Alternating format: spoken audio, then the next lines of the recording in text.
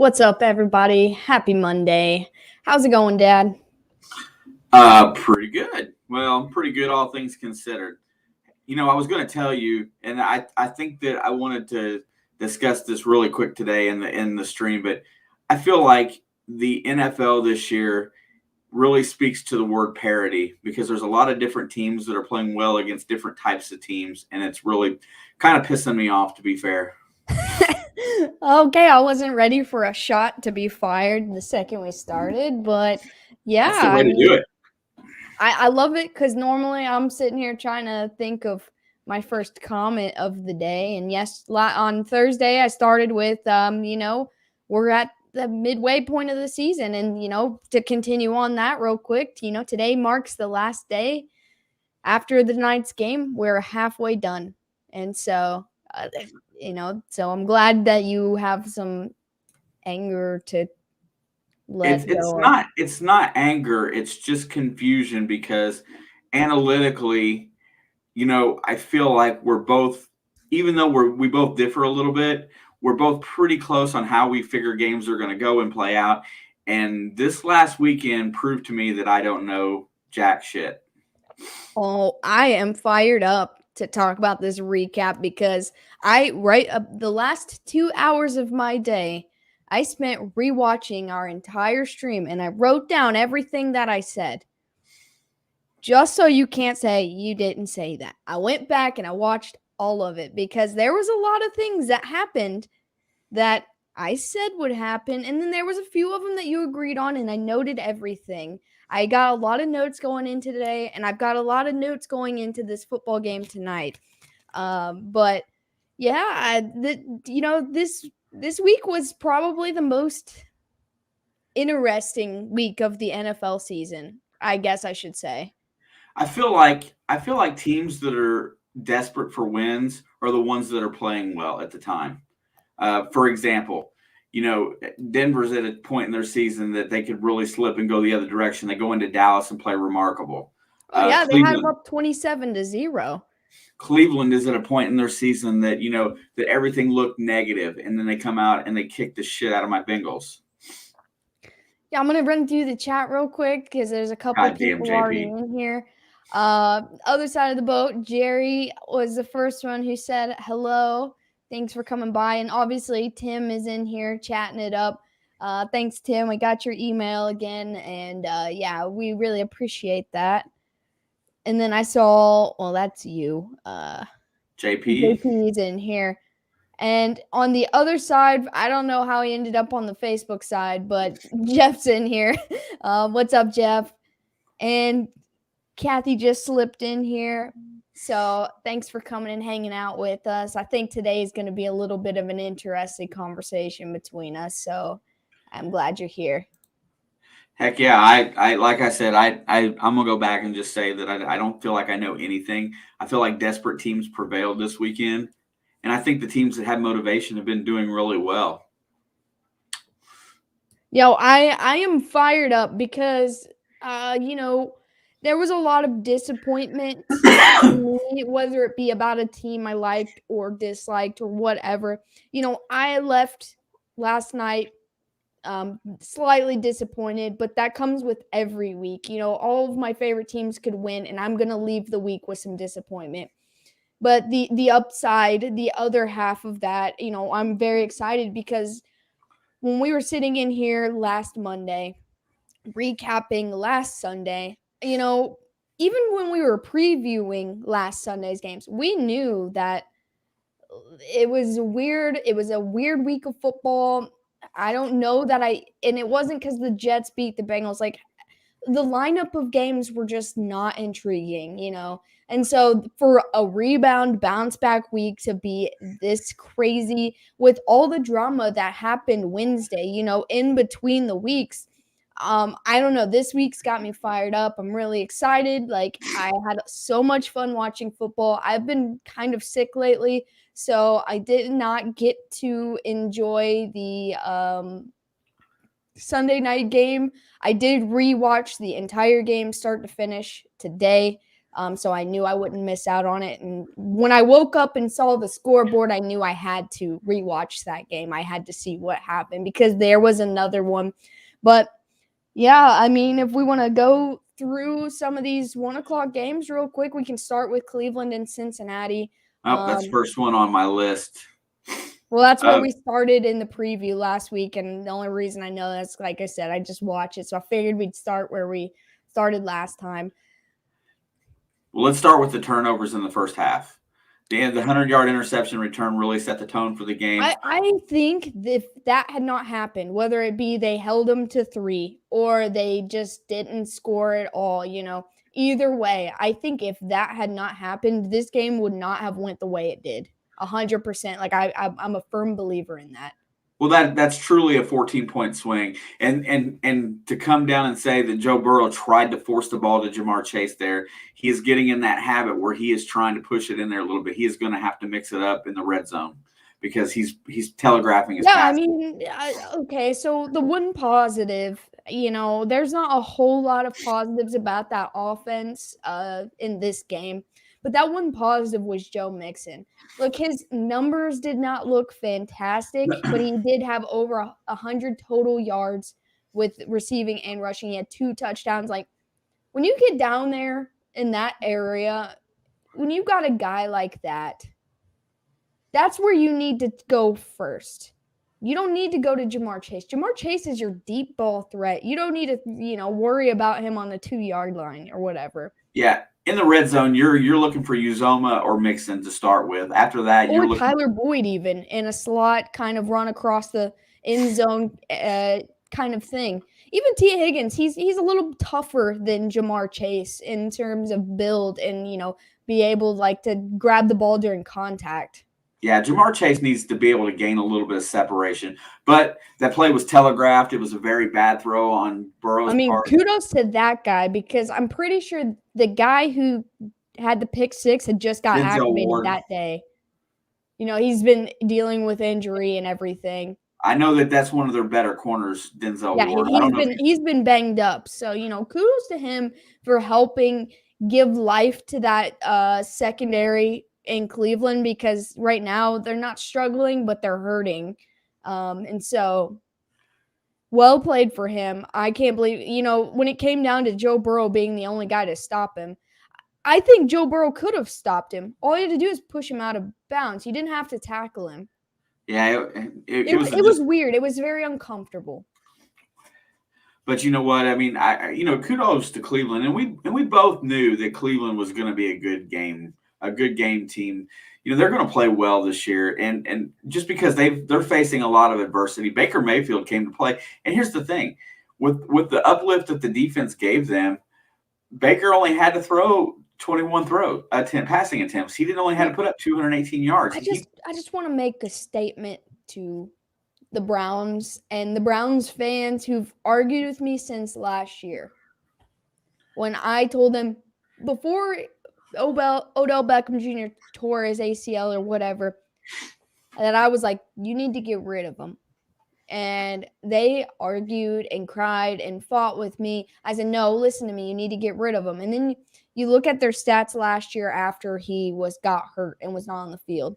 They just bloomed, And I've had, actual friends that are Browns fans saying, oh, I can't believe he'd want to leave a team who just went 11-7 or 11-5 and made the playoff run for the first time, blah, blah, blah. And I'm like, yeah, but he wasn't on the field for most of that. And the best football they played was when he was gone. And look, they have put up an average of, their average before this game total was like 22 points per game. But the 4 out of the last 5 games, they couldn't even put up more than 14. He's always been the problem, whether you throw it to him or not. Look, Baker Mayfield is one of the biggest egos in the world, in the football world. Odell Beckham Jr. is also one of those guys. 2 of those guys on the same team, they were just killing themselves. Yeah, and and he's going to be fine wherever he ends up. He just didn't really want to be in Cleveland. And you know what? Same thing happened last year with AJ Green. There wasn't exactly what I was saying. AJ Green, at least AJ was a little more respectable about it. But AJ, I think in general, is a better person than Odell Beckham Jr. he knew that his time was short. He didn't want to injure himself when he was coming. And look, and he's 32 years old. He's not going to get a very many more opportunities to play. So he wanted to have a chance to win with another team because he knew he was gone. AJ Green's situation from Odell Beckham is way different, but very similar in how it ended up. And you know what? And I believe Odell Beckham is going to end up somewhere really probably good come Monday when somebody can pick him up. Yeah, well, they've gone down the list today, speaking of Odell Beckham, of the waiver wire order, and every single person was like, no. But they said that teams like the New England Patriots and other ones have declined to take him off the waivers, but if he gets cleared off the waivers, they're going to call him. Mm-hmm. I think New Orleans was on that list as well. Yeah, there's a lot of teams. Just no one wants to pay $7 million or whatever. The 7.5 he's owed for the rest of the season. Yeah, I mean, I can't. It's really going to be interesting to see. But if you have to pick a team where do you think that he would be the best fit to go for the rest of the season? Honestly, I thought he was going to end up in Vegas, but then they went and got Deshaun Jackson and said we don't want him because we got Deshaun Jackson. So I was a little shocked. I wasn't surprised that they moved that quickly to find a replacement for Henry Ruggs. But that was my first thought when the Ruggs situation went down. Before that, I'm still sticking with this. I think the best place for him to go would be New Orleans with Mike Thomas out for the year. And, maybe longer. We don't know the situation. But at this point in time, it's becoming clear, and I'm not blaming his injury, but the way he acted before he went completely out was that he didn't want to play football there without Drew Brees, in general. And so Tim says Saints need to stay clear. No, I think he would be a great fit with Jameis Winston. I mean, obviously he's not going to be there the rest of the year, but Trevor Siemian is doing a fair enough job to fill in with Taysom Hill. I think it's a good fit. But where do I think he realistically is going to end up? I think he's going to end up with Bill Belichick. It just makes sense to me. I've always thought that, and they were the first ones that said we don't want him, but if he clears the waiver wire or whatever, we're going to contact him. They were the first ones to say it. You're probably going to laugh at my suggestion, but inevitably, and I don't think it's going to be. I know he wants to play and contend this year, but I think he's going to end up in Miami. I don't think so. I mean, unless he's in talks with Deshaun Watson about next year, then that's possible. But I think that Deshaun Watson's situation is getting pushed off to the offseason, he might not even end up in Miami at this point. A lot can happen in the next couple months. If it's not Miami, then it's going to be Philadelphia. Or Denver. I feel like Denver has enough talent at wide receiver. They've just got injuries. Oh, I thought we were talking about Deshaun Watson. Oh, no, I'm still talking about Odell Beckham this year. Yeah, I mean. It's funny where I go. I go to teams that have money to spend. And that's right now the two teams that have. Yeah, but if no one wants to pick him up and pay him $7 million for the rest of the year, then no one's going to want to spend that much money on him in general. True, but I think somebody will pick him up off of waiver before he clears waivers. I really do. We'll see Monday. It's Monday now. He's already hit the waiver wire. Oh God, I forgot what day it is. That's what I've been telling you. The list of everybody making their announcements. The 49ers don't want him. Patriots don't want him under this situation. The Saints, blah, blah, blah. Like, everybody is already declining that offer. I'm just we'll go back to saying kudos to the Browns for playing inspired football. Back to the Browns, of course. And winning football because, they could have came into this game and really folded really quick, and their defense gave them a bump. Mr. Chubb carried the offense, and that's the type of football they have to play to contend. So that was kudos to Nick Chubb, dude. Like, that man was a nightmare. I mean, he had a 70-yard rushing touchdown, which was crazy. It was a great run. He's a strong back, one of the best in the league. I think he's going to take that number one spot if Jonathan Taylor doesn't over Derrick Henry after being out for the rest of the year. Yeah, those are the two top backs in the league right now. Yeah, I mean, one of my biggest picks of the week, and one of me explaining my picks from last year. This is one of the ones I've been eating the most for, and so, Shelby's in here. What's up, Shelby? She's at work right now. Well, I feel like that's always the next game on the 1 o'clock slate was one we've already kind of touched on a little bit. Denver goes into Dallas and drops an ass whipping. Yeah, I mean, this is one of my favorite picks of the week. And I said that last week that I said that Denver had no business winning this game. And, it was in Dallas. Dallas has played extremely well at home their first 3 games. Everything about this, they straight up had no business winning this game, but, they had almost 200 yards rushing, which was huge. And that was one of the factors because I said that they needed a good run game to stay in this game. I didn't expect them to go down and put up 27 unanswered, but they did. But I think the big thing is when we discussed this game and you said, how is Denver going to score to keep them in the game? Because that's where Denver has struggled is they're doing everything right. They're just not coming away with points. And I said special teams. I was completely wrong, actually. Most of their punts, Dallas's punts ended in touchbacks. And I think the big thing that helped them win this game is Dallas was 0-4 on 4th down. Yeah, I'm going to go back to think that I feel like Javonte Williams' performance as a rookie running back, 17 rushes for 111 yards, helping control tempo of the game, and where Ezekiel Elliott couldn't run against that front line. I think that's the 2 biggest things in the game because they held Dallas to 79 rushing yards. They made Dak look like a rookie quarterback, and they controlled the clock. I mean, they had the ball. Dallas had the ball like a total of 17 minutes total. Yeah, and that's one of Dallas's problems is time of possession. I talk about time of possession and turnovers. I know that you have a different philosophy on what wins games a lot of the time, but that's another one of those items that is a big killer. Teddy Bridgewater is really.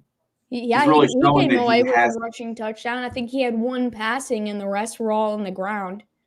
Yeah, he went 19 for 28, 250 with a .07 QB rating with a 1 touchdown pass. That's what he's supposed to do. He's not supposed to have to throw for 400 yards a game, and and he's 50 attempts and he's in trouble.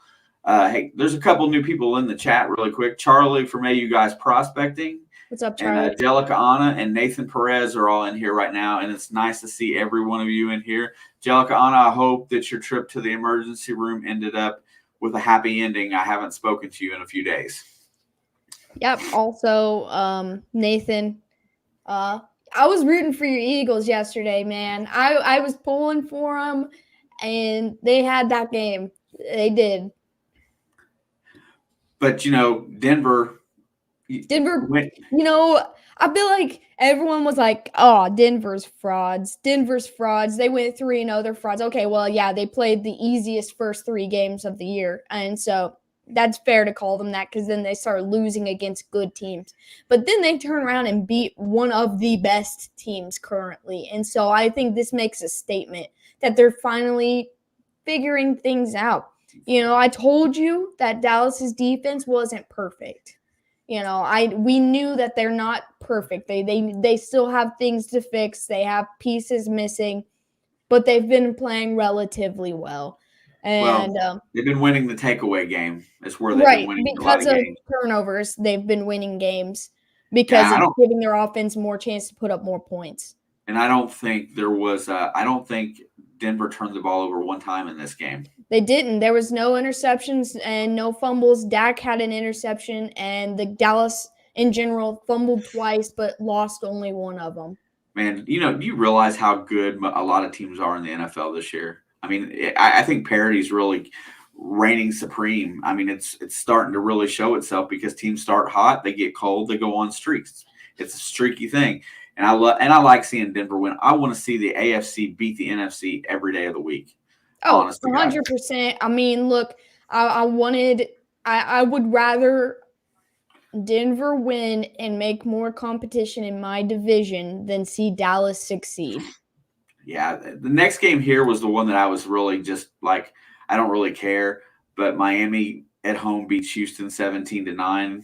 Well, And the big question you had for me going into this game is, will Tua look like a stud? And there was no Tua. It was back to Jacoby. And look, Jacoby played well.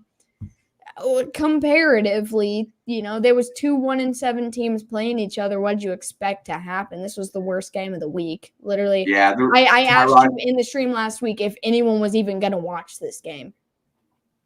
yeah, Tyrod comes back and throws for 3 interceptions and no touchdowns. Yeah, he had a rough outing. And Jacoby played about the same, but only he did have a touchdown and 2 picks. But there was nothing. There was nothing on the Houston side of the ball that looked even close to competitive, except for their defense, I guess. But it was just a meh game, and I don't really think. I mean, a lot of field goals. Yeah, well, it was whatever. I mean, this was like the number one doozy game of the week. Even other bad matchups were good games. This one was just not even worth watching. They're 2 of the bottom 4 teams in the league. Speaking of a bad matchup that ended up being a great game, New Orleans tried to come back but couldn't catch up to Atlanta at home. They had the lead with only like 1:07 left, and then Matt Ryan had that deep ball that dude caught on the sideline. I don't know how he even caught it and got him into field goal range. And, Trevor Siemian played really well. We anticipated Taysom Hill in this game, and we got Trevor Siemian again. And I didn't know what the issue was because I didn't pay attention. I had a lot going on with all these other games.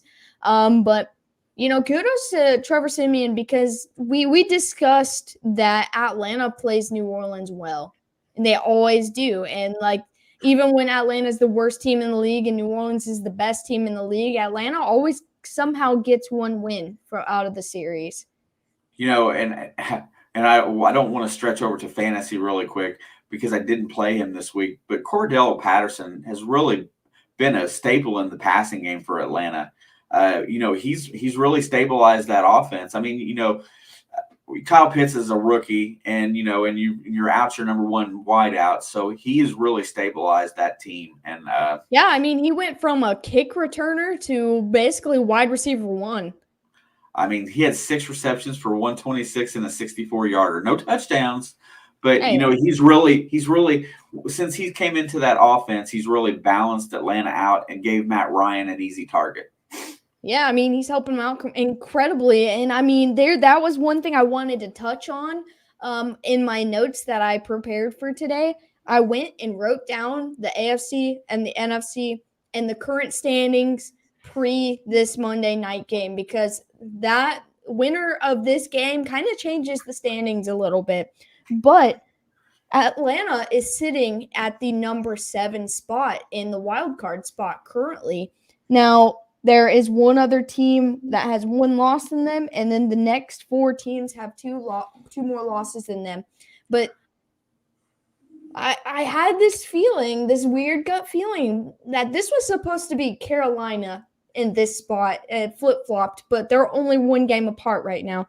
But I told you that the Atlanta Falcons have been really fun to watch, and they're getting better. Like they're just slowly connecting the pieces, and every game I watch them, they're getting better than the last game.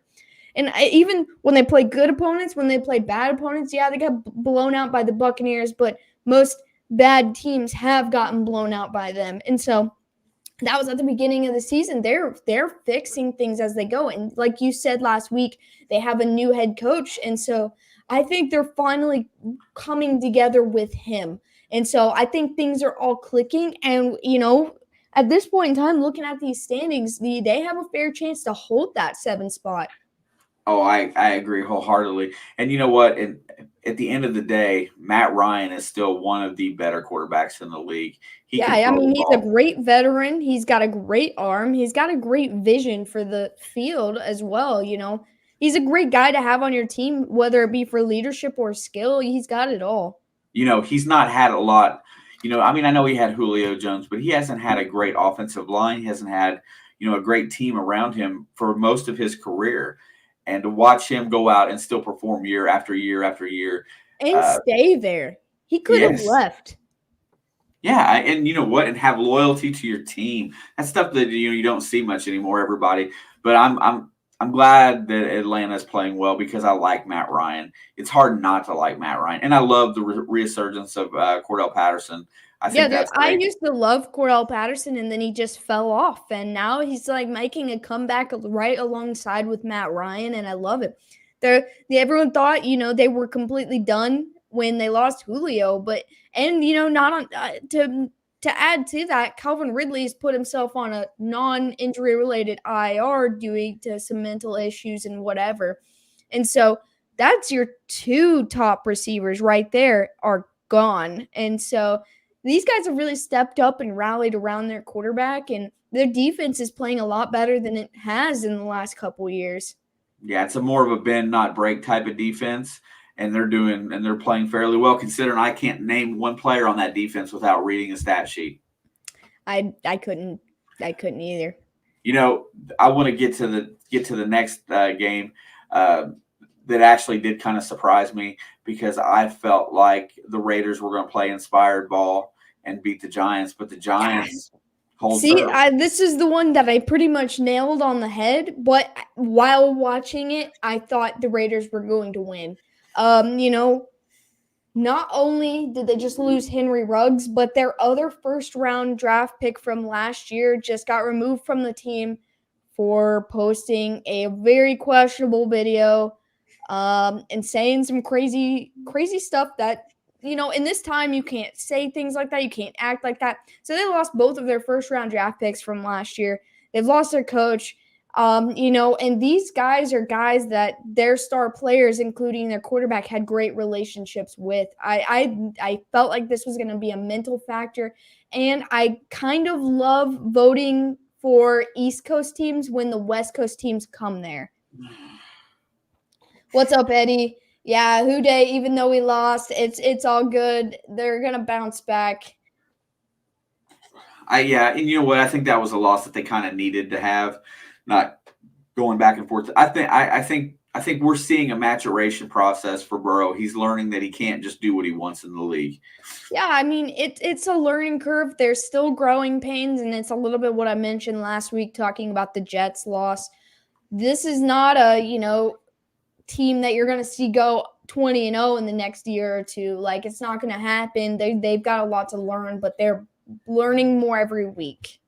The Giants, I've got to say, and I think the difference in this game was Derek Carr's interceptions. I think Daniel Jones is not turning the ball over, gives them a recipe to win, and I think that can carry forward. Yeah, I mean, that's what I kind of mentioned in our preview. Daniel Jones is playing well enough to start earning wins, and he's proving that he's deserving of those wins, and that's why I was leaning towards this. Like, they're facing a lot of adversity in New York as well, being that every one of their star players have been hurt, on the COVID list, gone, whatever, and they're battling through it. Daniel Jones is proving to be a good quarterback. And not even to mention that with the media being what it is in New York City, every day they're talking about who deserves to get fired or kicked off that team or traded. It's like a feeding frenzy in that city. I would hate to be a New York sports fan. That would be god awful in my eyes. I'd hate to play for a New York team. Yeah, it's definitely a different type of player. It takes a different type of mentality to survive in New York City. I mean, look at some of the guys that have, Jeter, Joe Namath. It takes that type of player. Even Eli Manning at the end of his career was taking more ridicule than he ever. Oh, yeah, he got benched way too soon for Daniel Jones. I don't think Daniel Jones was ready, and that's why a lot of people hate him today because of his first couple years. I think they should have let him sit on the bench a little bit longer.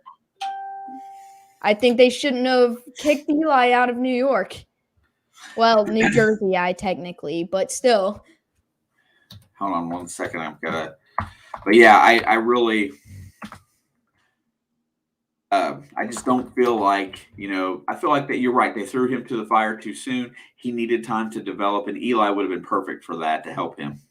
Yeah, I mean, either of the Mannings really, but like I feel like Eli was very accepting into having him be QB2 and learn behind him to eventually pass the torch.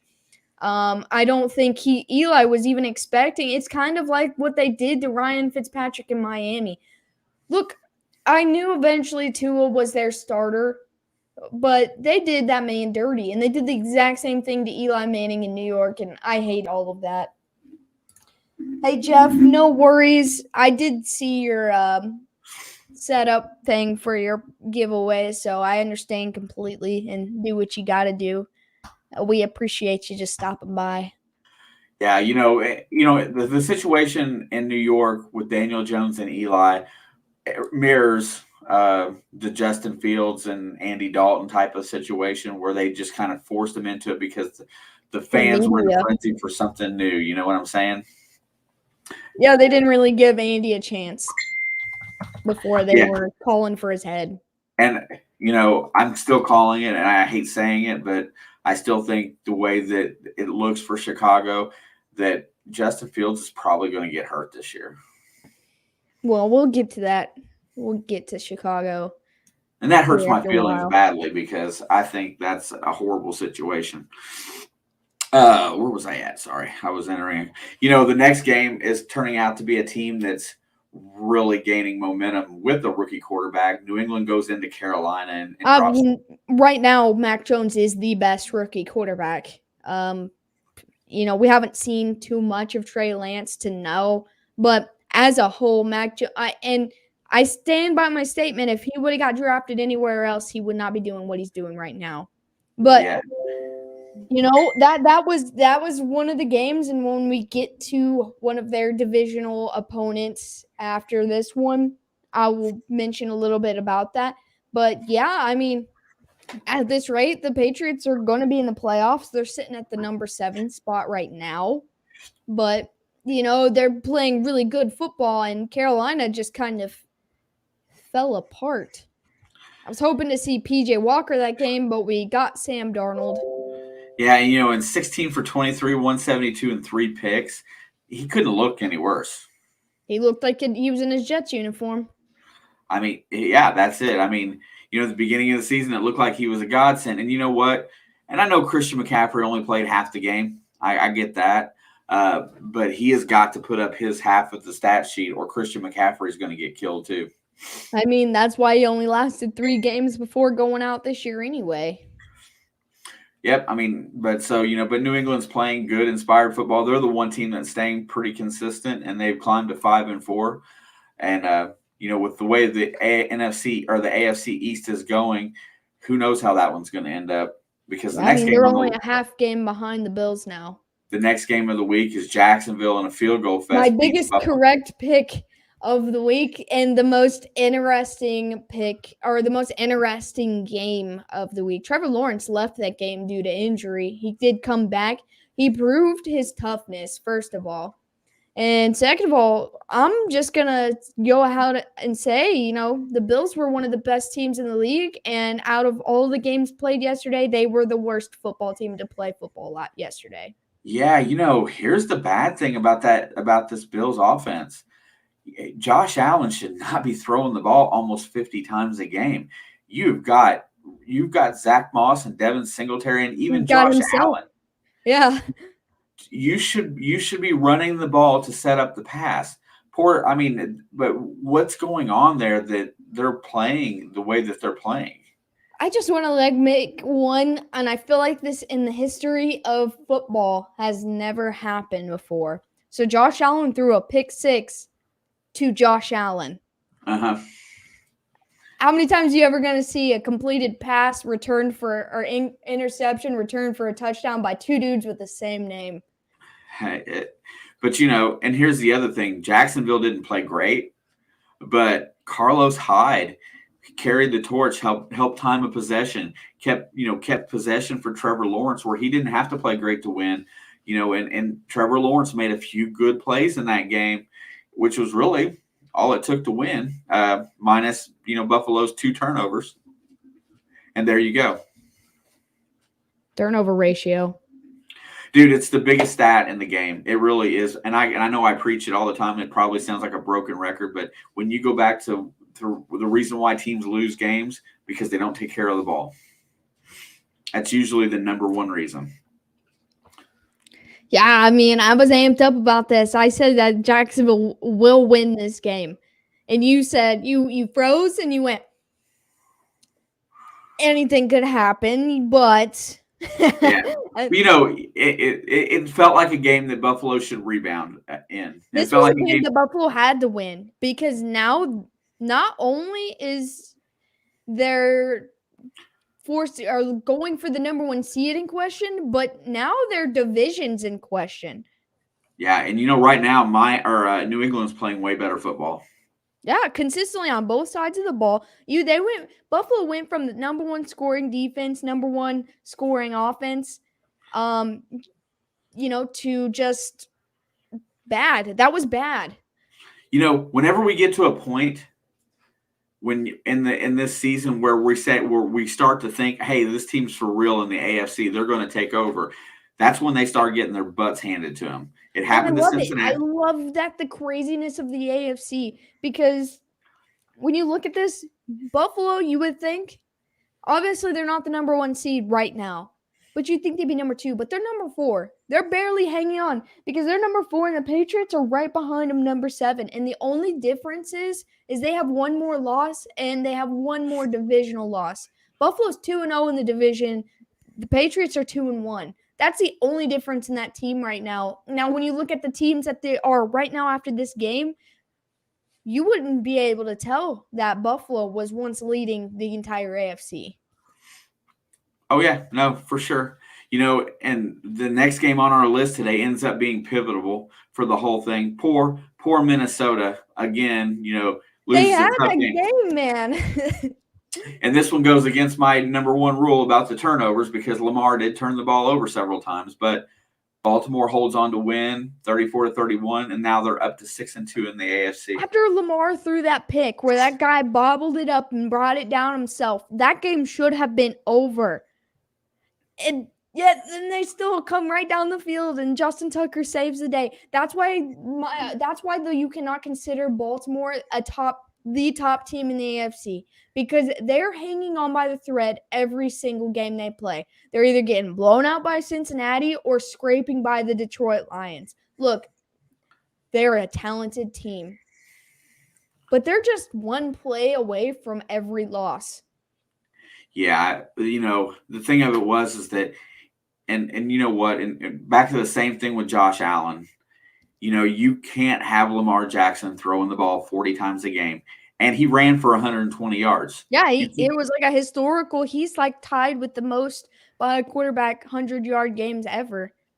But that's not a recipe for a season to be to win consistently.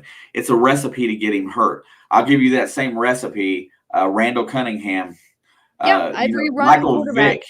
I can give you a list of guys that played the same way and ended up broken. RG3. Yes. I mean, all played the same style of football. Not great passers at first, but had to run, but ended up broken. And you know what? I know we're not big Lamar Jackson fans here. However, but I learned to respect him when he started throwing the ball. But he's doing the right stuff. But I just don't think he has the right offensive team around him. Dude, I love Cam Newton, and I know you're a Carolina fan, so deep down you love Cam Newton too. Cam Newton is that's one of the guys I came up with this wild theory about how he's going to end up back with the Panthers. It's a new coach, new system. Why not? They might release Sam Darnold before the end of this year. That's what I'm saying. I had this revelation a couple days ago. I think Cam Newton's going to go home. The next game on our list, and it was a nail biter too. He hated him since day one. How? He took you guys to the Super Bowl. I can't. I don't know. I can understand that one. I love Cam. Yeah, you know what? He might be past his time a little bit, but he was always a competitor on the field for sure. Mary Beth said hello from Steve and I. Hello, Mary Beth. What did you think? Yeah, Jake Delhomme.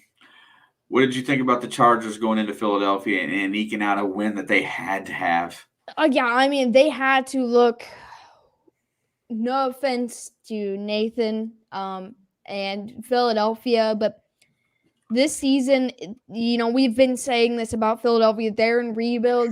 They don't have to win games. Like right now, they do not have to win another game the year. I mean, they need to for Jalen Hurts' mentality because every game it's killing him more and more, especially these close ones. But from the Chargers standpoint, this was a must-win game because their division is tightening up. With the Raider loss, with the Denver win, with the Chiefs win, these guys are only a game or two apart now. And so this was a crucial win for Justin Herbert, the Chargers. But I will say that the Philadelphia Eagles played them very well. I wanted to give a comment because you said it earlier, talking about Joe Burrow. Joe Mixon is integral in him having a good season. He really is. Austin Eckler is not having the type of season that Justin Herbert needs to be. I mean, he was. He's just slowed down to play winning football. But Herbie stepped up this game because he had not been playing well. He went 32 of 38, 356 and 2 touchdowns with a 123 rating. That's MVP caliber numbers right there. Yeah, he was like the FedEx Air Player of the Week already. And Chargers needed that L. No, they needed that win, but I mean, I personally think they need that L for me. That's why I said I want Philadelphia to win for me. But in terms of the Chargers and Chargers fans, they needed to win. But as well as he played, as well as he QB'd that team, we're going to keep talking about turnovers. Philadelphia didn't turn the ball over. Jalen Hurts played a managed game and spread the ball around. Devontae Smith had a great game for a rookie, and it was only a 3-point game at home. I mean, so tough. Hey, there's Bill and Squeak right there. What's up Bill? With Squeak? Yeah, I mean, it was a fantastic game. But you see how competitive these two teams are when they take care of the ball. But I was really proud of Herbie because I felt like he really needed to have a good game for his mentality. I know that it's tough for you because you're watching all these AFC West teams, kind of just right there together. Yeah, and then that was another reason that Raiders loss was crucial to me. The Raiders losing was more important than I'm not scared of the Broncos. So, like, the Broncos are a decent team. They prove they can beat good teams now, but I'm not that scared of them. Yeah, I just since Bill and Squeak's in here really quick, I took they went and did a seated hunt in North Carolina, and I went ahead and I took some of their footage and I made a short for Squeak on my TikTok, and I put it out there for him last night. I was really proud of it. So when you get a chance, swing over and watch that little girl dig up all them Civil War bullets. It was really cool. For sure, yeah, I'll check. But yeah, I haven't been on TikTok much. Yeah, I'm getting close to. I'm getting really close to being able to stream on TikTok, so I've gotten back into it again. Man, but you know what? Tough loss for Philadelphia. They're still in rebuild mode. A necessary win for the Chargers. Going into the next game here is Green Bay. Probably one of the biggest wins of they needed. Yeah, for sure. Green Bay goes to Kansas City, and it's not an offensive game. It's really just. Oh no, they said that Kansas City had more 3-and-outs in this game than they have the entire season combined. I just want to say kudos to the defense. Kudos to L'Jarius Sneed. He's not a rookie anymore, but he's only 8 games into his year 2, so he's kind of a rookie. He's still learning. But this defense, other than Dan Sorensen, who should be fired because the only reason they put up a touchdown was because of Dan Sorensen. Kudos to special teams, blocking that field goal. kudos to the 12th man, the fans who showed up. That- The offense was the issue in this game, but they still managed to put up 13 points, and it was enough to win. Yeah, you know what? I love, and that I despise Aaron Rodgers to no end, but I love watching everybody in the media world just destroy him this week because, all he is being called as a liar. And I really think that hurts his team.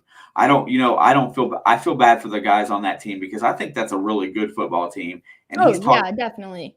And he's always talked shit about the guys on his own team, right? Other than Devontae Adams, I need more playmakers on my team. I need better players. Yeah, That's what I need. Scantling, Alan Lazard, all those guys. He acts like they're nothing. And I hate and I despise the dude. I hope he's out of the NFL next year. I really fucking do. I hope nobody picks him up ever again. Dude, however, I don't know if Mary Beth is still here, but the other day she texted me, and it was probably my favorite football-related text I've ever received. So she loves Aaron Rodgers. She always has. And when she talks to him, she calls him Aaron. And so that's why I never know who she's talking about. Because you don't talk about, famous people by their first name. But she's like, yeah, Aaron. But she texted me and she said, Aaron Rodgers isn't my guy anymore. He's an idiot. And I don't know. It was just the funniest thing ever. Yeah, did you see the Saturday Night Live skit that they beat him up a little bit? I don't watch Saturday Night Live. I know I don't either, but yeah, that was in the Saturday. He can't even get the Rodgers rate at State Farm right now, so I thought that was pretty funny. Okay, I feel like I saw that on a memes page, so it probably was from that. And I can never think of the comedian's name, the skinny geeky kid that played him. Was it Pete Davidson? Yes, the one that is dating what's her name now, the Kardashian girl, the big one, Kim. But anyway, long story short, I think he brings that whole team down, honestly, and I think Jordan Love did fairly well for his first outing. I mean, he made mistakes. 19 for 34, 190, 1 TD, 1 interception. That's not a great outing, but in Kansas City, which arguably has the 1 or 2 second rowdiest fan base in the world, because you can make the argument for Seattle always. It's loud there. It's so loud. But I've been there. I've been to Arrowhead. I've been to Kansas City. I've seen it. I've seen them in playoff mode, which I feel like is the equivalent to primetime games. But all things considered, Aaron Jones did not have a great game running the ball. AJ Dillon did okay. He had a couple big runs. But they had rushing yards, but they didn't let them beat them on the ground. And I think it was a really good game for Kansas City's defense, regardless. Yeah, it was a win for their defense. Other than Dan Sorensen, who not only missed the tackle but gave up that stupid touchdown. Not saying they wouldn't have scored 7 there, but that was ridiculous. It was so stupid. I hate Dan Sorensen. That was on a 4th down play, though. So, I mean, the 20-yard TD at the end. Well, the TD, he got the first down, but he let him have the touchdown. He had him out of bounds, and then Dan Sorensen continued to go out of bounds and let him walk right past him. But, I think for Kansas City's future, their defense playing well, regardless of who was quarterbacking, was very important for their mentality. To go to the Dome if you want rowdy. Like, what Dome? He's talking New Orleans, right? I don't know. I don't know where they're from. Oh, they live in Eastern Virginia. Yeah, I was gonna say I have no idea where they're from. If it was Tim, then I would know he was talking about New Orleans. But yeah, that's who I thought it was at first. I wasn't scrolled down because I was looking over at on here. But you know what? Kansas City's defense stepped up, got a win, which they absolutely had to have. Oh yeah, he said, "Yup." Arizona going into San Francisco with a backup. Kyler Murray, without DeAndre Hopkins, without AJ Green. Chase Edmonds got hurt early. James Conner had a career game. Dude, Colt McCoy tore it up. What's up, Don? We're in Richmond, but I'm from NOLA. Okay, that makes sense. Oh, I knew he was from Louisiana. Damn, I'm not. My brain's Dude, this was probably, I mean, other than maybe Jacksonville, and we haven't made it to Sunday night just yet, this was probably one of the more impressive wins. um, I I've don't got to care what say, anybody says. George Kittle came back. He had a good game, you this know? one. Don't you know what this one really speaks to? It speaks to the new culture in Arizona. It speaks to the concept of team football, and I think that really, I think they really took a step forward in this game as coming atop the NFC right now. I really think they're still cruising for the Yeah, top. I think they're well deserving of their top dog spot, but I think the biggest move they made in the offseason was not AJ Green, was not JJ Watt. It was getting Colt McCoy. And I don't care what anybody says. I know that I when Denver and Cleveland matched up on Thursday night and we watched Case Keenum and how they had the big speed. Case Keenum has a pretty nice contract for being a backup quarterback, and they said you need to invest in all of your guys, including the backups. And Kyler Murray struggled with injuries all season last year. So them to go get Colt McCoy from New York and make him a backup, he fit into that offense really well. And, he might have been their smartest pickup in the offseason because I didn't think James Conner was going to do that great. Me neither. JJ Watt is good when not hurt, so we saw how far that got. AJ Green, well, they already had 15 other receivers and drafted or Rondale Moore. So, you can make arguments for all the other guys they got, but Colt McCoy was probably the smartest choice to bring to their roster. I think AJ Green going there just made Larry Fitzgerald retire. Honestly, He hasn't retired yet. Yeah, I mean, I bet he'll come back for one more year next year. But if they make the playoffs, he'll come back during the playoffs.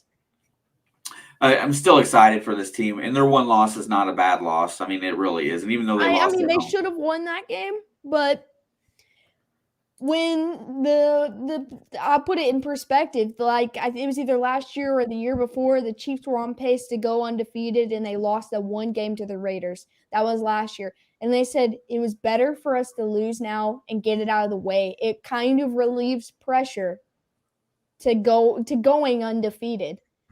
So I think the loss was probably good loss for them.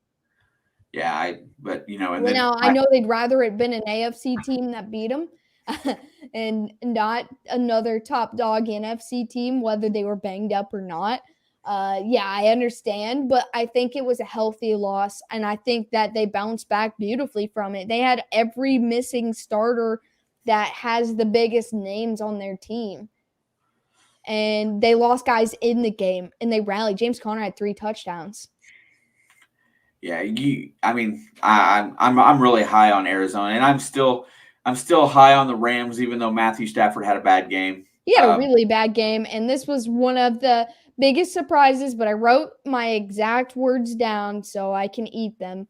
I said, if Tennessee was to beat the Rams, that I will finally give Ryan Tannehill credit as a quarterback. Also, I said, if Tennessee was to beat the Rams, I will put Tennessee at the top. Anyway, they were there already, but I will keep them at the top of the AFC. They are the team to beat. They rallied without Henry. They proved me wrong. They proved the world wrong, and their defense really, really stepped up. I agree with everything in that statement, but I still don't think you should credit Tannehill because he did not play that well. No, I know, but he was there. And I said that no matter how it happened, if Tennessee beat the Rams, I'm going to be a man of my word that I would give Ryan Tannehill credit. And so as much as that hurt, here it is. I would say that all the credit is really deserving for their defense. Yeah, they're banged up, bruised up, torn apart, and they got a pick 6, 2 interceptions. One of the interceptions was almost a pick 6, and the other one was. Yeah, and Matt Stafford played a bad game at home against a team that he should have played well against. So, but you know what? You can give your credit out to Ryan Tannehill. I think they're playing inspired football. I think they got a great coach. I think next to Belichick I'd hate that guy though. Mike Vrabel might be the second best coach in the league right now. I mean, just Right the now, way. yeah. I mean, what he's doing with this team, definitely. Also, Colin is in here. What's up, my dude? What's up, my brother?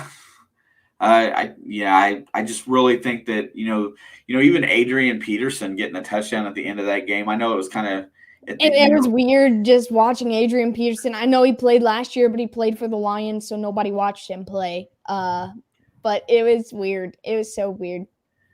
But I mean, it's hard for them. What I would say with only having 70 some yards or 80 yards rushing in the whole game, that it would be very difficult for them to win that game, and they did. They won it with I defense, mean, and their guess defense what? did everything. I mean, the pick six scored them 6, obviously, and the other interception put them on like the 10-yard line. They didn't have very far to go.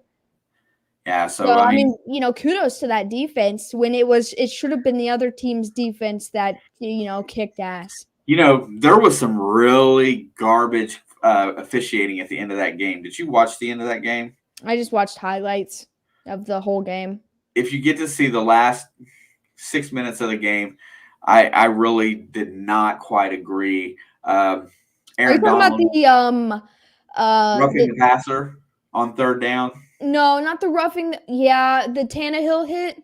Yeah, that where Aaron Donald pushed him when he released the ball, and they called it because it was a two-handed push, and it was a Yeah, legal I hit. saw that one, and then I saw the call on Tyler Higbee in the back of the end zone. Yeah, it was there was a couple bad calls there right together. They gave the tie. That's before Adrian Peterson scored his touchdown, but that was 30 yards that pushed them all the way down. The game was pretty tight.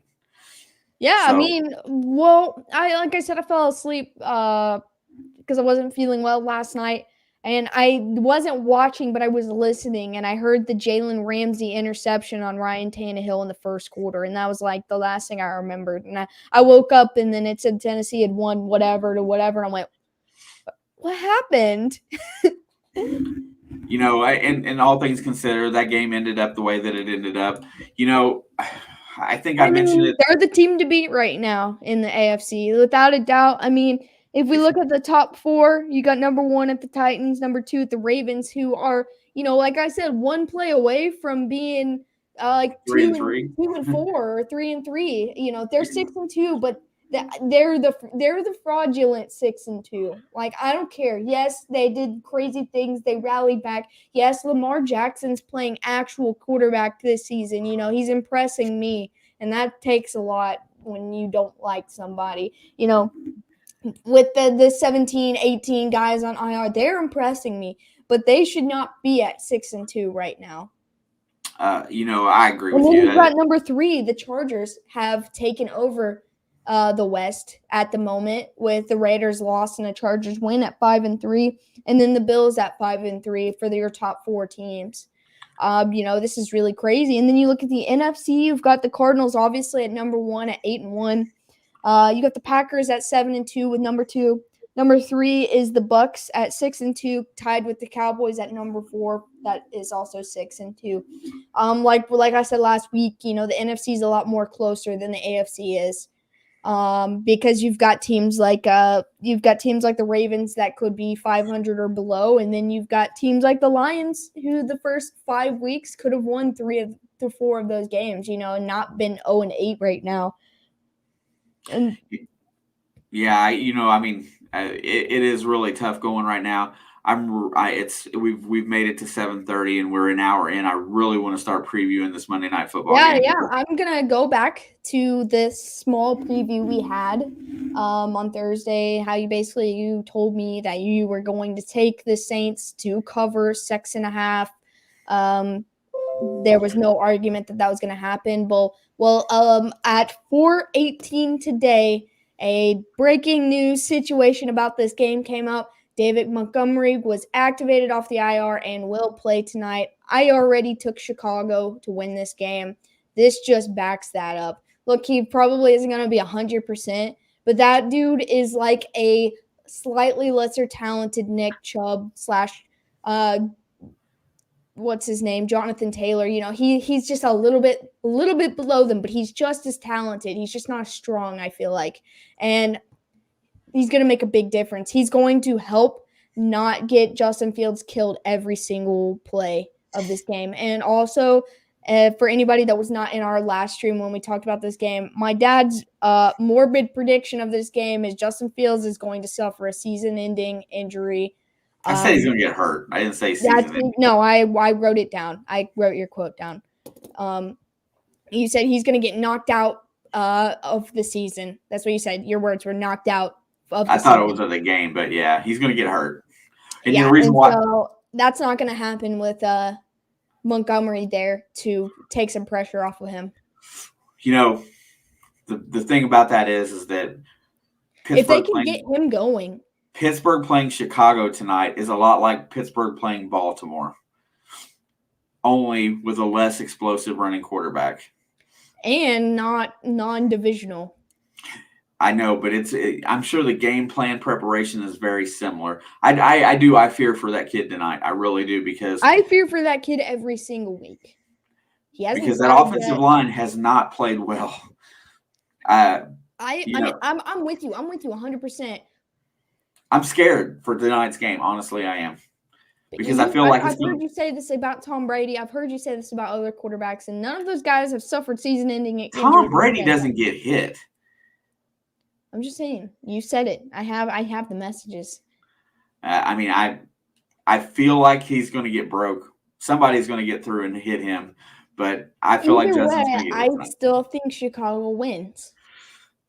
Look at all of yesterday's games. Look at what we've been talking about the last hour. What all this crazy shit that's happening. And you're going to sit here and tell me that there's no chance that Chicago gets this upset on Monday night?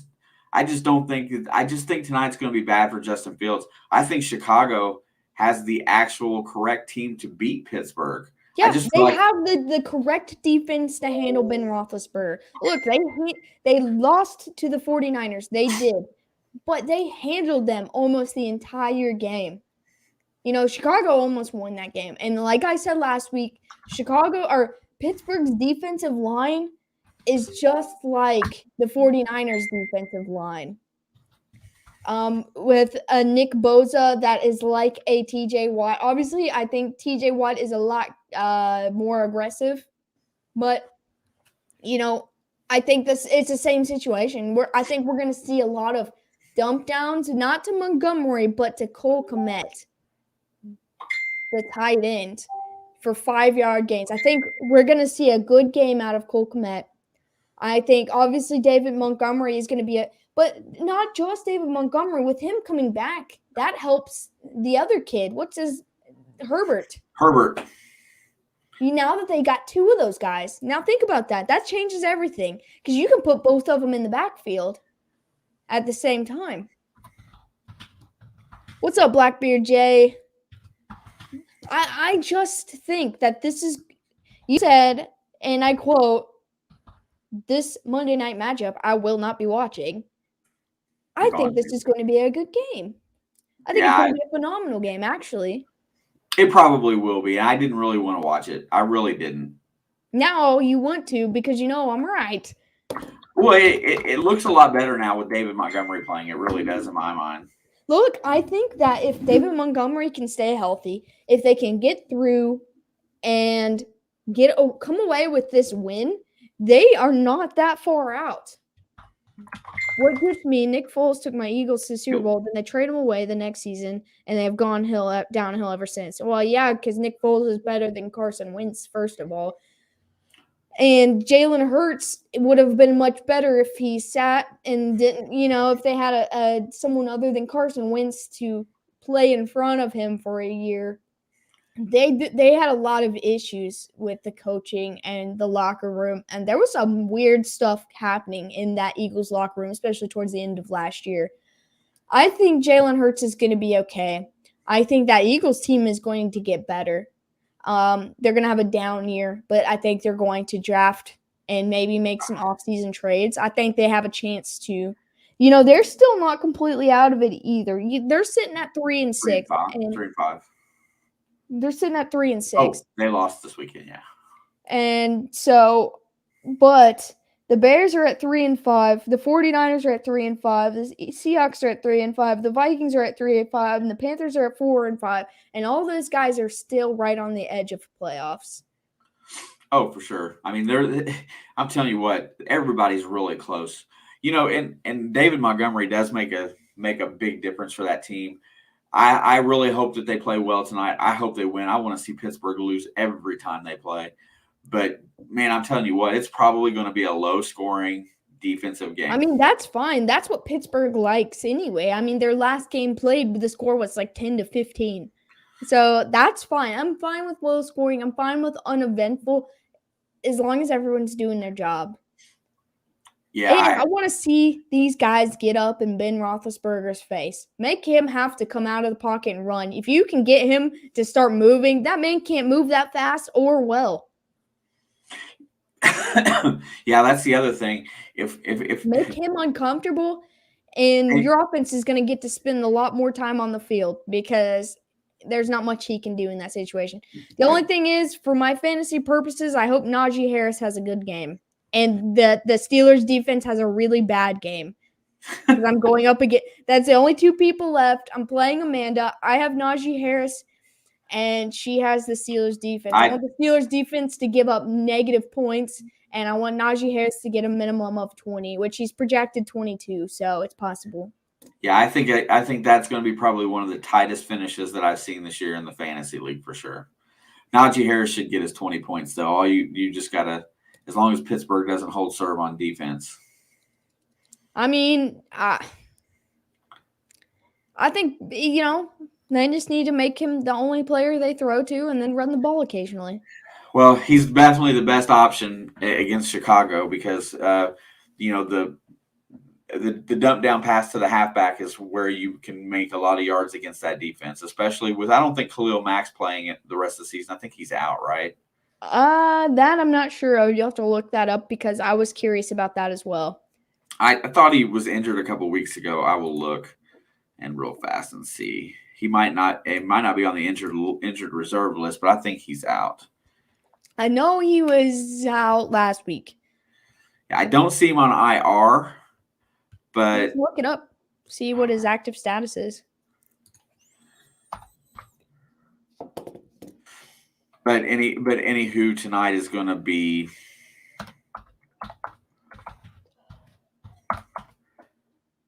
Can't spell his name.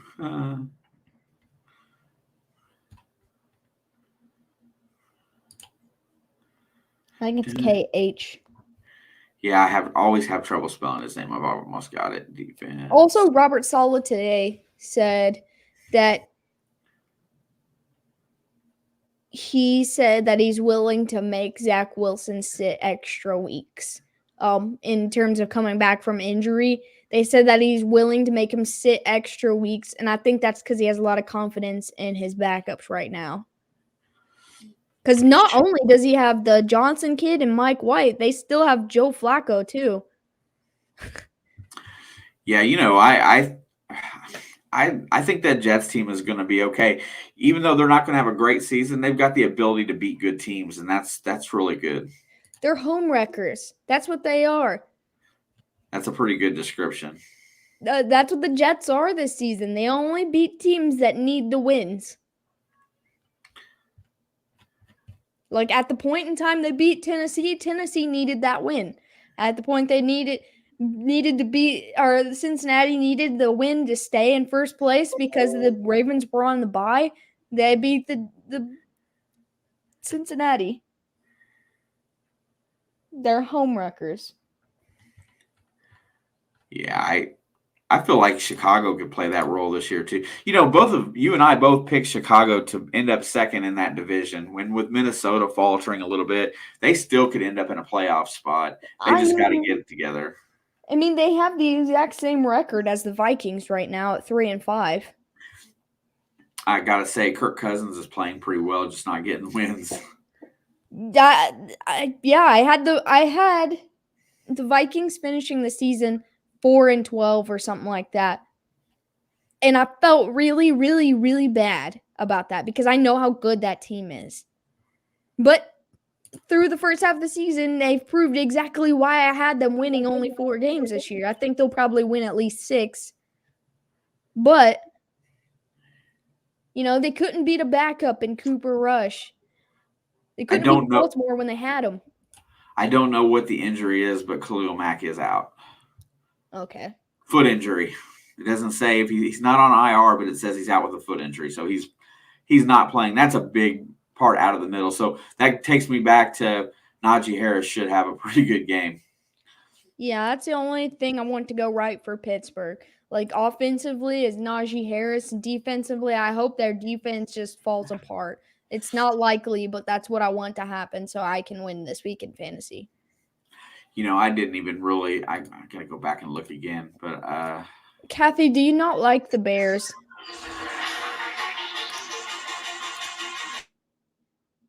Oh, someone's receiving a phone call. I'm trying to remember where you're from, and I know it's somewhere northern. Are you a Packers fan, probably? That would make sense if you didn't like the Bears.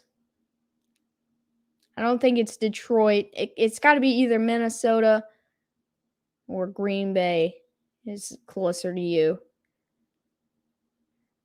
But either way, division rival or not, everybody should collectively agree that we want Pittsburgh to lose because it's Pittsburgh.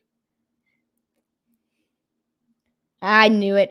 I knew it had to be the Packers. I felt it. I didn't feel right when I said Minnesota, but so that makes sense. But you gotta hate the Steelers. It's just the right thing to do.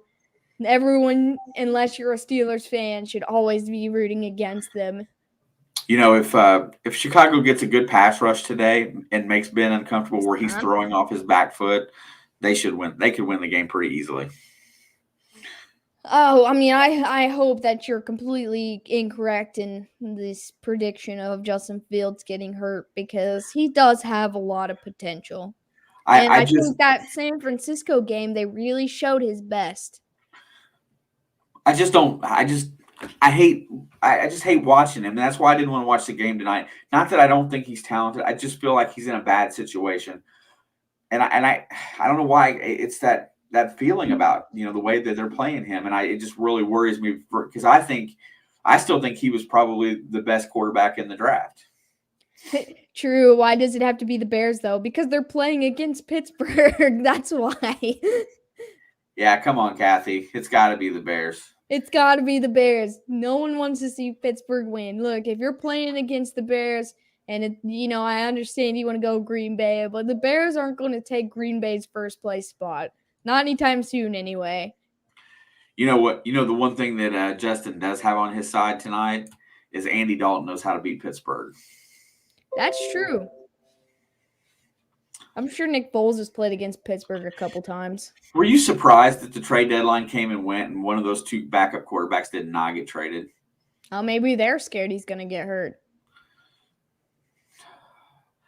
I really don't. I really hope he doesn't get hurt. I really do hope he doesn't get hurt. Yeah, I mean, 100%. I don't want to see anybody get hurt. But especially someone so young and so talented. It was just like the same thing with Joe Burrow last year.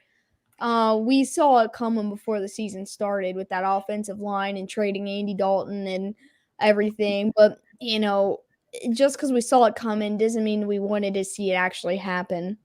Yeah, you remember some of those Sunday night conversations after watching football. We were sitting here for 3 hours on the telephone talking about like what we're doing now. And every Sunday it was like, man, I thought he was dead this week. I mean, he played really good, but, I thought that, they're going to kill him. And we were so worried. And then it happened against a really good defensive line. And you know why it happened? It's because they played that game in Washington. Played against that defensive line, but the game played in Cincinnati, he would have been fine. That field is a curse. A lot of knees have been destroyed on that field. Alex Smith almost died because of that field. Joe Theismann. Joe Theismann almost died because of that field. I mean, they ended his career. Almost every Washington quarterback last year went down with a knee injury. Yeah, I mean. That Allen kid. So, yeah. So give me what you think. Pittsburgh's a 7-point favorite today. I'll take the Bears in the points. I'll take the Bears straight across. Plus 250 on the money line. That's pretty good. Yeah, 100%. I'm going to go for the Bears. I wouldn't be surprised if that line had been more before they announced David Montgomery. I could see like a 340. I think he's I'm not playing too half the accurate. snaps, right? They didn't say anything about a limit. I say, okay. Well, then he might. Somebody is playing on a limit, and I think it was Saquon or somebody. Christian George McCaffrey. Kittle was yesterday. George Kittle. I know there was a couple guys, but they've only announced it 3 hours ago that he was activated. There hasn't been much said about it. They just said he will play, which is a huge upside for Chicago. Being they do have the Herbert kid who's been playing fairly well in his place. Yeah, I hope you know what, I love David Montgomery. He was one of my favorite players on that team. So I really am hoping for a solid game tonight where nobody gets hurt. But I would like to see Roethlisberger get beat up a little bit. It makes me feel good every time he gets sacked. I love the look on his dumb face. Yeah, I mean, and talking about the standings, the Steelers are sitting at number 6 right now, but with a loss, that pushes them basically down because Cincinnati's sitting at 10 in the AFC. They were at 5 last week and won the week before. Yeah, and they're behind Cleveland in the tiebreaker, but they're ahead of Pittsburgh if they all end up 5-4. Also, Nick Castellanos just declined Cincinnati's one-year $18 million offer. Yeah, I thought that happened earlier in the week, but I guess I was wrong. It said that he was expected.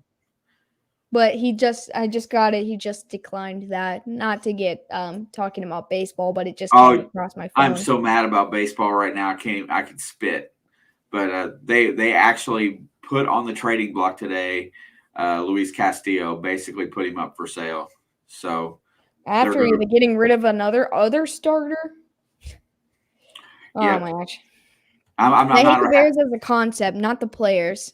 Well, being a Packers fan, so growing up in a Cincinnati family, very close to Cincinnati, growing up with this guy, that's how I am with Pittsburgh. Yes. There's a couple players on that team I do like. One Najee Harris. I was hoping he didn't end up there, but that was probably their perfect first round pick. Like I love that. Deontay Johnson.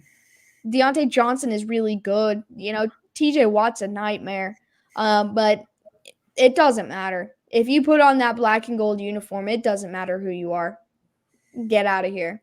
No. And I run into Pittsburgh fans all the time because we live in a Cincinnati area. So obviously there's a lot of Pittsburgh fans here because they just want to cause problems. And every time I see one, I'll be at work and I work at the casino and someone will turn a service light on and I'll walk up and they got a Pittsburgh jersey on. And it's really hard for me to be like, what? I don't even want to help you, but I have to because it's my job. And so I'm nice and I'm not judgmental, but I understand where you're coming from, Kathy, completely.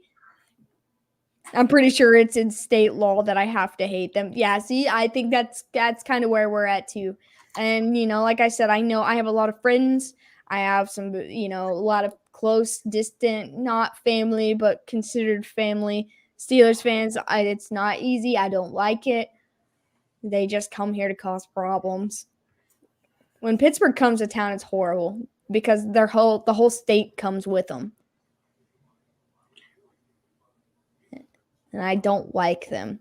And so when Cincinnati went to Pittsburgh and kicked ass this year, oh man, that was one of the best days of my life. I mean, it sucked because I watched the Chiefs get destroyed that day, but it was one of the best days of my entire life. I'm all about rivalry. I refuse to go 20 miles around Atlanta. That's fair too, because he said he's a Saints fan, so I understand. Especially right now, I wouldn't want to go around Atlanta either. I'm gonna. We're running out of. We're running into that time of day. Quick preview on Thursday night. Baltimore. This is going to be an interesting game. I think it is a trap game because Baltimore's not that good. Now, Miami is awful. Could this be a Buffalo Jags kind of game?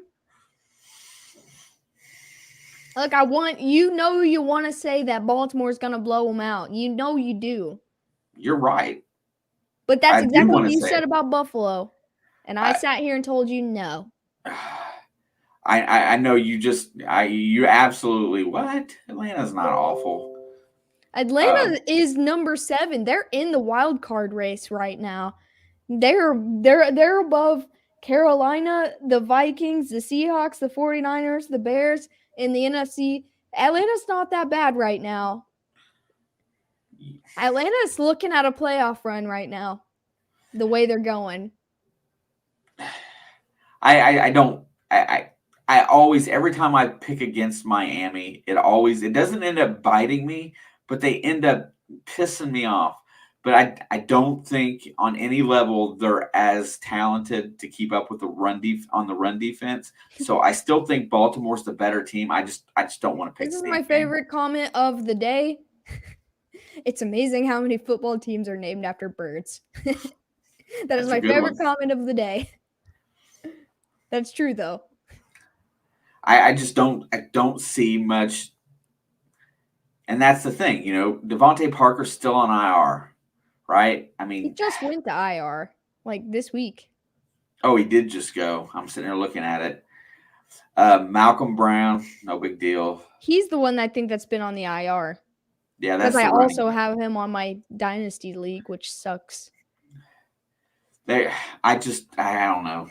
I really, these are very shitty passing offensive teams. Okay, let me ask you something, because through weeks 1 through 4, my answer would have been different. But currently, if Miami and Detroit faced off, who would win? Well, who's quarterbacking for Miami?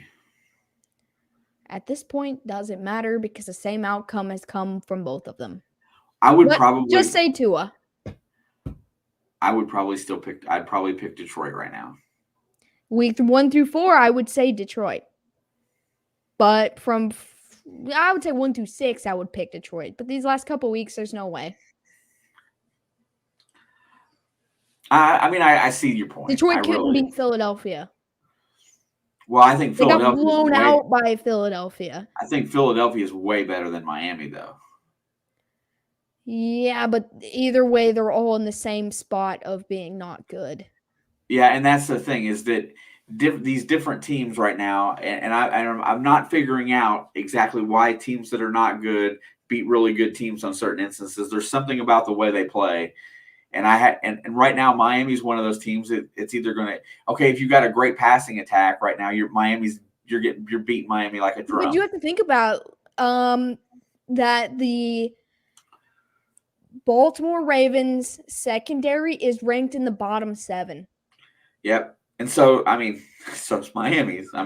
Miami can't defend against the pass, but they look a lot very similar on paper. That's why I just don't like it. I don't like it, but I think if Baltimore wins, they're going to scrape by like they have every other win they've gotten this year. They barely beat Kansas City, who has no defense. They barely beat Detroit, who is 0-8 right now. They got blown out by Cincinnati. The only team they've actually truly deep-rooted beaten was the Chargers. That's the only team out of the first 9 weeks that they have given an ass whooping to. Yeah, and because I feel like that all that negativity against them, I feel like they're going to go to Miami and cover. That's why I think Lamar Jackson is better than Jacoby Brissett and Tua any day of the week, and probably outscores them himself. I'm going to go ahead and take Baltimore. I want to say that because that sounds right, but I'm sick of saying things because it sounds right. Yeah, I feel like it's going to be more competitive. But at the same time, Shelby, you guys got your teams that you just love to fucking destroy and beat on, and I'm speaking actual facts though. They have scraped by bad teams. and they've got blown out by good teams. Now, the good teams that they got blown out by, like Cincinnati, are struggling, so therefore that's considered getting beat by a not so great team. Look, they're scraping by this season. They should not be 6-2. They shouldn't be close to 6-2. 3-3 should be their highest record right now. And you're right. They barely beat the Colts, who had practice squad guys that they got that day.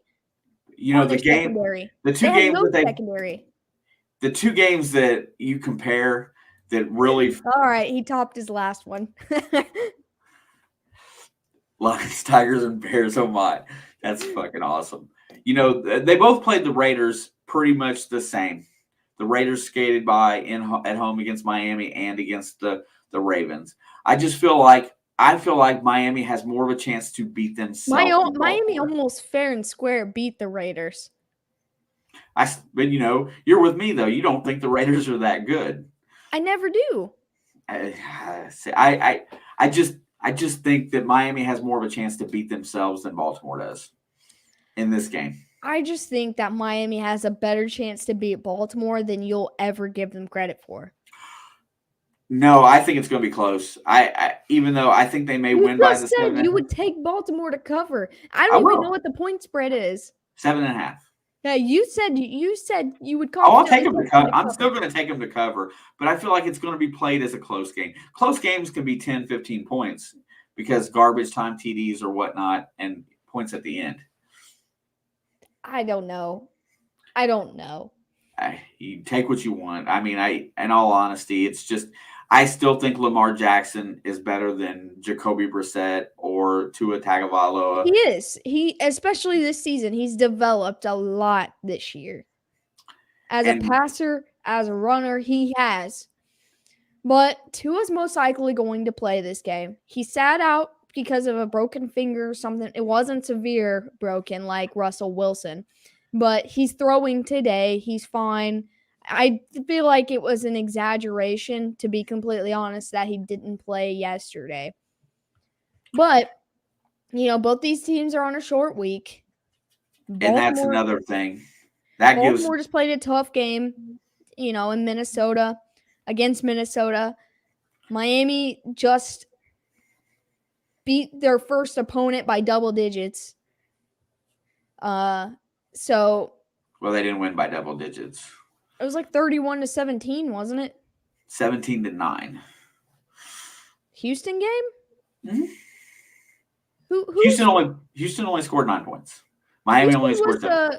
Whose was the 37-17 game? 31-17. Somebody had that final score. For some reason in my head that was Miami. That was Arizona beating San Francisco. That's right. It must have been the last thing I watched on SportsCenter before I came in here. All good. And then the Bengals-Cleveland game was 41-16, so that's really close as well. I knew that one. That one's burned into my brain. Denver and Dallas was 30-16. No, I was specifically that one score. That was the only one I was thinking of. Yeah, like I think it's going to be a low-scoring game. Because actually, I mean, I would not be shocked if it was a high-scoring game because of how bad these two secondaries are. I think Miami's secondary is better than Baltimore's secondary. I think Baltimore's line is better than Miami's line. Yeah, their passing defenses are equally bad. 31st and 30th in the NFL. I mean, bad. Yeah, and I think Tua, as much as he is still a bust, he's still bad. What's up, Amethyst? I think, I'm not ever, ever, ever going to be on the Tua train. He has gotten better. Yeah. In the passing game, in the rushing game, in the getting out of the pocket, and, buying time to make plays, he's getting better. Even if it's not as incredible as a growth as Lamar Jackson had from last season to this season, it's not that great, obviously. But he has shown a lot of growth over the last couple weeks he's played. He has an opportunity to be in the league for a good while. He has an opportunity to be Ryan Tannehill, honestly. I mean, he really does have that chance. Not great, but able to stay as a starter in the NFL. Yeah, I don't like this game either way, and I hate picking Baltimore ever. and you're probably right, and I'll take my beating if I'm wrong. I don't care. It doesn't fucking matter. I mean, But this isn't one I'm gonna be very passionate about, it's but Ben, no. Najee, yes. I think Chicago's gonna win this game, but I think Najee Harris is gonna have a really good game. I agree. I agree And with the that. only way Ben has a good game is if guys like Deontay Johnson help him out. But I think this is going to be a Najee Harris game. I I hope think so. this game comes down to how well Pittsburgh offensive line plays. It really does. Yeah, which hasn't not been great, but Najee Harris has been phenomenal. So that's You know, what is keeping them alive in terms of the offensive line. Cleveland or Chicago's defense has been playing. Yeah, and David Montgomery's back, so if they can get him going with that Herbert kid and able to control the clock, spend more time with the offense on the field. I think that is Who's your options, Mort? who's a quarterback I should pick up this week. Burrow will be on a bye. Yeah, who are your options? And if you say Ben Roethlisberger, that's not a very good option. I would stay away from Lamar Jackson and Tua / Jacoby Brissett because this game's going to be probably not great for quarterbacks on Thursday. I don't know who's playing who all exactly right now. I got my schedules right here. Well, if Matt Ryan was an option, Atlanta's at Dallas. That ought to be a high scoring game. Always is. Week 9. Indianapolis, Carson Wentz against Jacksonville. The Panthers. Let me go check. Rams at 49ers. Seahawks at Packers. Chiefs at the Raiders. Chargers versus Vikings. Broncos versus Eagles. I like Herbert or Cousins in that game. I feel like the Minnesota Chargers game should be fairly high scoring. Jaguars at the Colts. That should be I think Indianapolis will hold serve in that game. They should. They should. They should not have lost 2 games against Tennessee. So, Titans versus Saints. How about that game? I know. I sit there and looked at that and I went, as it stands right now, I don't have any idea how I want to pick that because New Orleans has a tendency to beat teams that at the time you think they shouldn't. So, well, and then Tennessee's defense did what they did to Matt Stafford. I know. And New Orleans quarterback play is nowhere near that good. But Sean Payton is a very good defensive coach. And so is Sean McVay, though. See? I'm just, oh, God. And this season's got me. The Browns are at the Patriots next week. Talk about a true Browns test. This will be a test if the Browns can make it to the playoffs. Because if they can go to New England and beat that hot Patriots team right now, this is going to be a really good test for Mac Jones as well with that defensive line, which the Patriots O-line has been fairly great. Yeah, everything about that team has been solid. They just haven't. I mean, I know they're 5-4, and they're just versus Lions. The Lions might get a dub. The Bears are playing they're on a bye week 10. Wow, I don't even know what quarterback I'd want. I'm stuck with Patrick Mahomes for this week. That's my only option with Burrow on a bye. I like the Minnesota Chargers game. I think that'll be a high-scoring game. I would not take Kirk Cousins, and just because I think this is going to be a bad game for him.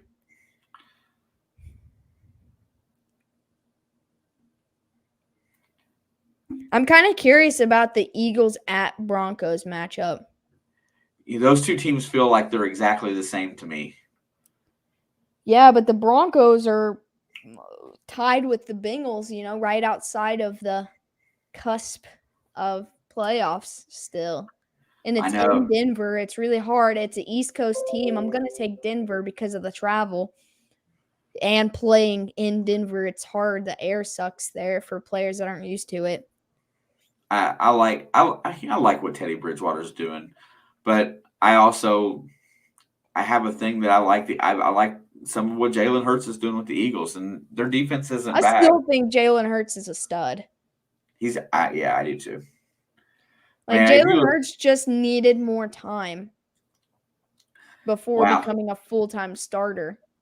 look at that log jam in the AFC. At 4-5, Indianapolis, followed by Denver, Cincinnati, Cleveland, and Kansas City, All at 5-4. all at 5-4. Pittsburgh is in a wild card spot right now with New England and Las Vegas. Yep. I wrote, like I said, there's a lot of scribbles on this notebook because I marked out, but I wrote down all of the standings for the AFC and NFC, and I marked the divisional, the wild card spots, and the people in the hunt. And so I have the 4 in the divisional, the 3 in the wild card, and for the AFC, I have 1, 2, 3, 4, 5 teams in the hunt. So that leaves the Jets, Jags, Dolphins, and Texans are the 4 that will not make the playoffs no matter what, even if they have a good run. Those are the 4. And then the NFC, I've got the 4 divisional, the 3 wild card, and I got 1, 2, 3, 4 teams in the hunt. But then I have the next 3 teams that still have a potential to make a run. And then I have Washington and the Lions are the 2 that are out. Yeah, I mean, Chicago, San Francisco. Teams in the NFC except for Washington and Detroit have a chance to make a playoffs. Yeah, the Giants and Eagles are both 3-6, but starting with Chicago at 3-5, San Francisco's 3-5, Seattle's 3-5, Minnesota's 3-5. And the Panthers are 4-5, also in the and then the Panthers are 4-5. I feel like right now, what's really crazy? And Russell Wilson will be back this week. He officially got cleared. So, this is going to look a little different probably in the next 2 weeks. But we said we thought we were going to see all 4 NFC West teams in the playoffs. Both of us pretty much agreed on that. But right now, it looks like Tampa Bay's division at this point could be all 4 teams. If Carolina gets a little bit better and Atlanta stays a little more consistent, I think Atlanta's on the uptick. I really do. Atlanta is above the Panthers. Yes. And we're still. I'm still not sold that Tampa Bay is going to win 12 games. I'm not sold either. I look at the percentages. Okay, so the only team in the NFL that is projected 13 is Arizona. And the only team in the NFL that's projected 12 wins is Tennessee. Everything else is 11 or less. I agree. I mean, I kind of agree with that. Now, Tennessee, this was a trap game, all right, because, they just got Von Miller. They expected this defense to be elite ×2, adding that addition. It was in LA. They just lost Derrick Henry. They got Adrian Peterson, who's been sitting on the couch for 9 weeks plus the offseason. Look, this was a trap game. Tennessee basically had no business winning this game. So, with that being said, they could turn around next week and be completely terrible. Have you ever seen a team add somebody that's supposed to be, quote unquote, the best talent in the league right now and then make them worse? It happens all the time. I'm really happy that the Chiefs got Melvin Ingram still. That guy, if he buys in and plays the way that he can play, because he's got some serious potential. And that's what I like. We haven't played Denver either game yet, either. Or the Chargers. We've played the Chargers only once. He played for the Chargers, not Denver. Wait, did he play for both of them? I know he played for the Chargers for sure. I know he played for Denver. I thought it was Denver. Now I'm completely confused. But either way, the Chiefs still have a game against the Chargers. They got 2 games against Denver, and that helps having a guy that's been in that system. No, I'm sorry. He played for the Chargers. You're right. I knew it was one of them. It's because they have Melvin Gordon in Denver, and I get them confused. Yeah, I mean, he's definitely got so much potential. I mean, he never really he had moments with the Chargers where he shined, but he's got so much potential, and hopefully this change of scenery will help him out. It looks like OBJ Oh, might end up in Seattle. Ryan, Ryan, good Lawrence, one. Mayfield, Don't take Jones. Mayfield against the Patriots. I like the Matt Ryan. Is Fitzpatrick supposed to be back this week? Because he said Fitzpatrick and Heineke. Also, Maybe. hang on. Week 10. I would probably stay away from Mike White, but it might not be that bad. They're playing the Bills, but, they've never played against Mike White before. I'd play Matt Ryan. I think Matt Ryan's probably the smartest one. I would probably stay away from Trevor Lawrence this week if you wanted him, not this week. I like Baker. I just don't like him in New England. I don't trust Baker in New England. Look, they just put up 41 points, and now he's back to having a big ego again. This could be his downfall right here. Yeah, I don't know. This is going to be an interesting second week in a row. That's really interesting. I love some of these matchups, like the Jets versus Bills. The Bills just got beat by the Jaguars. They don't know if they're getting Josh Johnson, Mike White, or Joe Flacco because Robert Saleh basically said Zach Wilson's not coming back this week. So I think that makes that interesting too in another trap game. I know you're talking football, but I just found out about this NBA medical fraud case. They nabbed Terrence Williams. I've been seeing a lot of interesting things about the NBA in the last couple weeks. I've just stayed out of it because my primary focus has been football.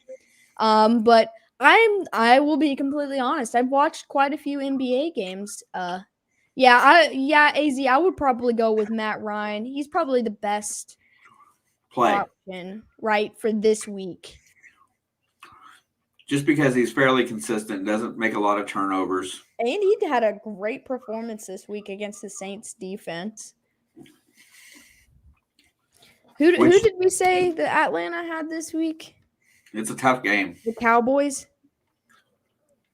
Yeah.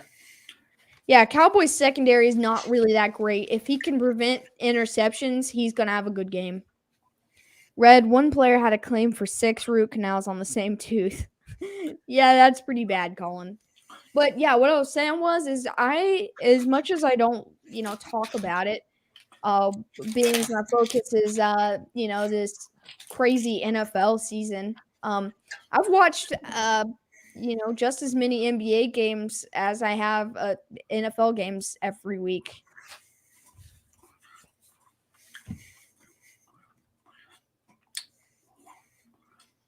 It's almost game time. I'm still high on Dallas. That's the only Dallas team I'll ever support. My boy Luka.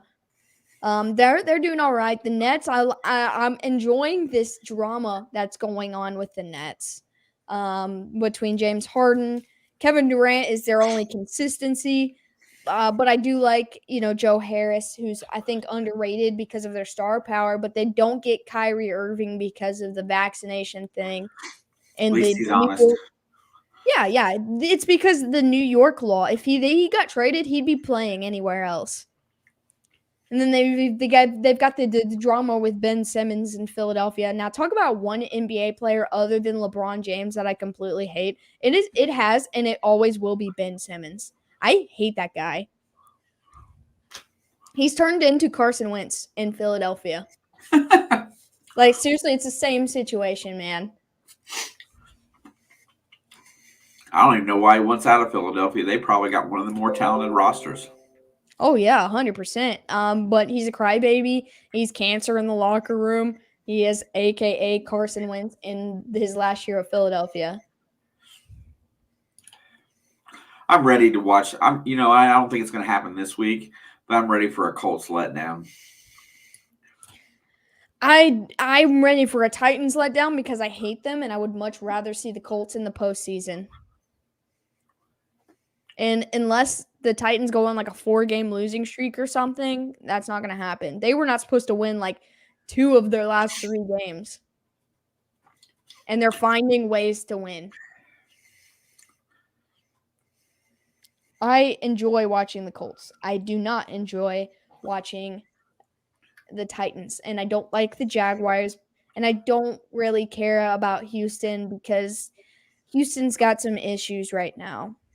And they better hope Organizationally, they take this Deshaun Watson trade seriously because they'll be able to get something worth fixing their team for if they do it right.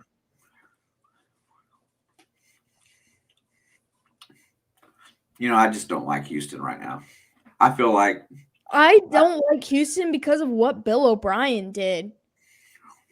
Trading DeAndre Hopkins to Arizona was literally the downfall of their entire team. If DeAndre Hopkins was still there, J.J. Watt probably wouldn't have went out, and Deshaun Watson probably would have never went out, and then none of this would have happened. Arizona would probably be 500 right now.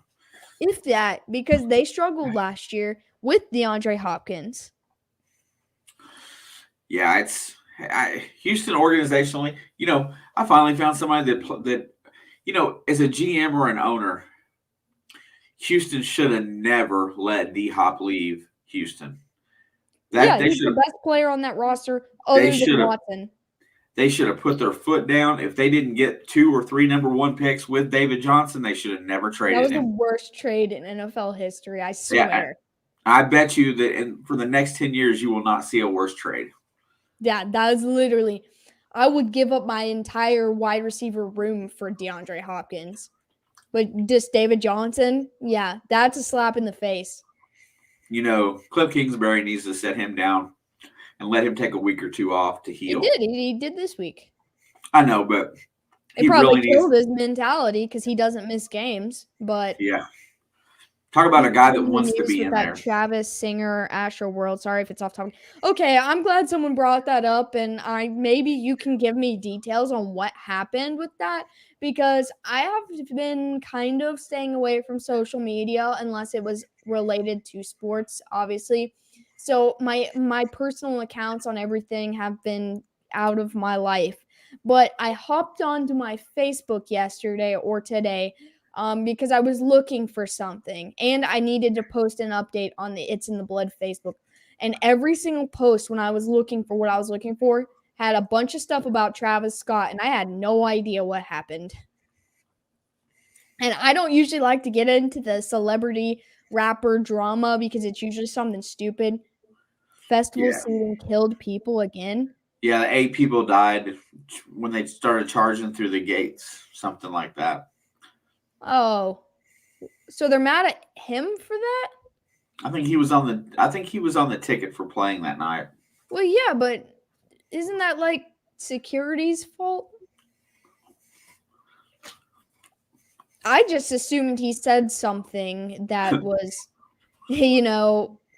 controversial. That's why I assumed. When rappers are getting bashed for something, they usually say or do something really bad. Yeah, people dying is really bad, but I don't really see how that's his fault. He didn't open the gates. I'm just trying to understand. In the car with your newest fangirl on our way to get some KC barbecue. Yeah, that's right, Rob. That's probably the best decision you made all week there. Other than, the things that you did that you had a lot of fun doing with your metal detecting and other things. Obviously, of course. Rob's been killing it with the metal detector. I'm so happy for him. Yeah, it's been having fun. Basically, there was just a huge crowd and about 8 died from suffocation. They just kept singing. You'd have to look into it. They're saying it was very satanic. Oh. Well, that twists things a little bit. I know.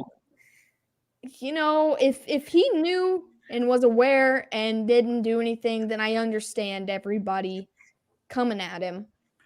Yeah, tell me something. If you're up there on stage, any kind of concert, and there's 20,000 people on the floor, you can't tell what's really going on. I mean, you can just see people having a good time, mashing and whatnot. I would not blame him. It's not like a metal show where they're punching people for fun. I just, I mean, if the gun starts going off or whatnot, and then he keeps playing, well, whatever. But I don't think he's at fault for any of that. I mean, Yeah, I'm gonna stay away from it. I was just curious what happened because, like I said, I had been off social media for a very long time, and I popped on there, and every single post was somebody else sharing something about him, but not saying what he did. Just like basically like, "F you," I hate this guy. If you support him, you're this, and I'm like, yeah, that's okay, social well, media. I'm gonna go. Going back to the same city as courthouse tomorrow, old curb strips and door knocking 1900 houses. Heck yeah, Rob. I hope you have a great time, man. How's the weather there in Kansas City right now? Probably pretty cool. Yeah, because before their Monday night game, they had like flurries that morning. Hey, before we go any further today, because it's about game time. Hey, I want to thank we have this stream has been picking up some steam lately. Consistently, we've had bigger crowds every week, and anybody that's come in here and hung out with us, I truly appreciate it. I know Alex does too. It excites her. It makes her want to, put more content out. And we love you guys. We really do. And it means a lot to us that you guys hang out with us in here on Mondays and Thursdays.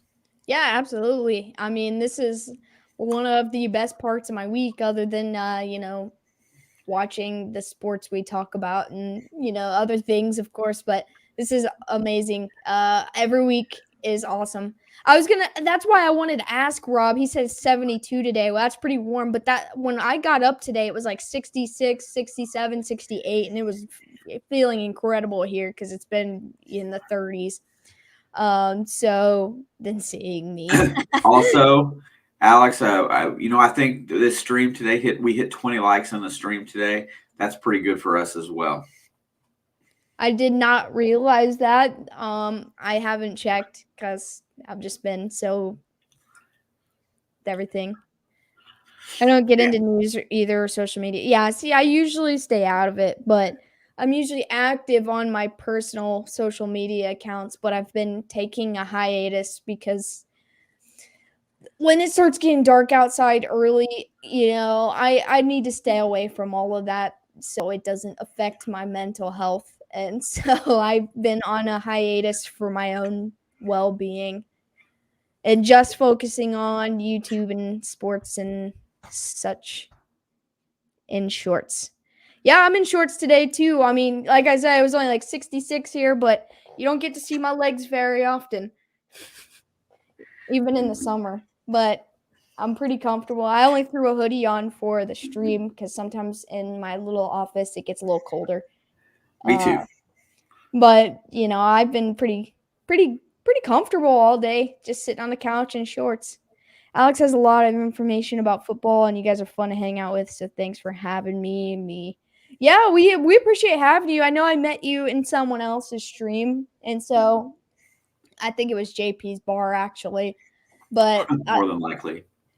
I love everybody that goes over there and hangs out, whether it be on a daytime or a benzo or JP's bar or whoever. Well, I get a lot of people I meet confused because I've met a lot of people in Rob's Sunday streams as well, and that's where I met Blackbeard, and he started coming over to yours, and then he came over here. Well, we all kind of intermingle in all of them, so. Yeah, and so I've met a lot of incredible people over all of this treasure hunting community, and well, Pittsburgh's in the red zone because my fantasy just gave me an update that Najee Harris is in the red zone, and I don't know if that means the opponent red zone or theirs. Gary's metal detecting. What's up? Hi, all. Sorry, today has been a catastrophe. Sorry, Gary. Hey, Gary, and I'm sorry that your day's been a catastrophe. I'm very sorry to hear that. Hope is your video ready to rock for tonight, brother? Hashtag Monday Digs. That's where I knew him from. I'm always putting pieces together where I run into these guys. Gary is the one that got added after B. Higgles, right? You're on it. Yeah. See, I try to follow that raid and I usually follow Rob's raid over. Well, yeah, Rob, I know that, but on this fantasy app, sometimes when it says red zone, like if they have a kickoff, and they return it, but they don't make it past like the 25, it'll say the red zone, and then I'll look at it and it'll be like the opponent's red zone. And so I don't know why it says that, but also Blackbeard J, don't you have a video tonight at 10 o'clock? Because he was supposed to have one last week, but he didn't get it uploaded in time. Yeah, I wasn't sure. There's I know that there's at least 6 up tonight. I got another one that's trying to get one done by 10:30. Yeah, Indiana. I think Jay's is at 10. Pittsburgh went up 7-0. Who scored? Najee Harris. Najee, my boy. 7.4 points in the first drive. That should jump your win he said percentage he's up. at 10 p.m. And so Gary's is at what, 9:45? Yeah, and you know what, Jay? I'm sorry I did not know that you were at 10. I think there's another one going at 10, but we'll promote both and I watch will all. for sure be over once we get off here and I have the football game up on the TV and not on my phone. I will be able to Rob, I don't think you won yesterday. No, Shelby beat you, Rob, by about 20-some points. Gary, at 9 o'clock, both you and Jay, please put your videos out there. I will definitely make sure that they get ample support at 9:45 and 10 o'clock. Yeah, absolutely. I will try to make it to everybody's. I am really good about making it to Dad's at 9, Jean's at whatever time. I usually make it to B. Higgles, but a lot of times I end up falling asleep right there. That is like the time frame, but I will stay awake this time. And then I'm gonna head over to Gary's and then Jay's.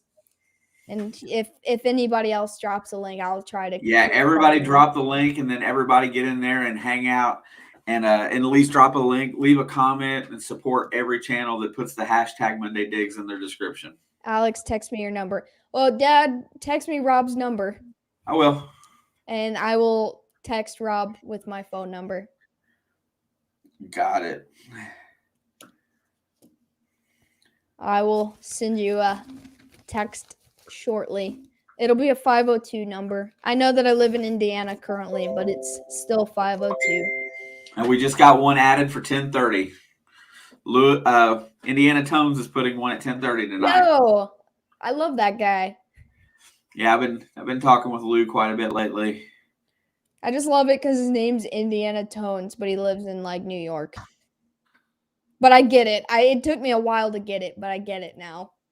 Yeah, so we're getting up to where we're getting like 6 or 7 videos on a Monday where we all get to hang out after this stream. It's badass. We're having a blast. Yeah, I really appreciate the guys who have videos in this stream of videos that come over here first.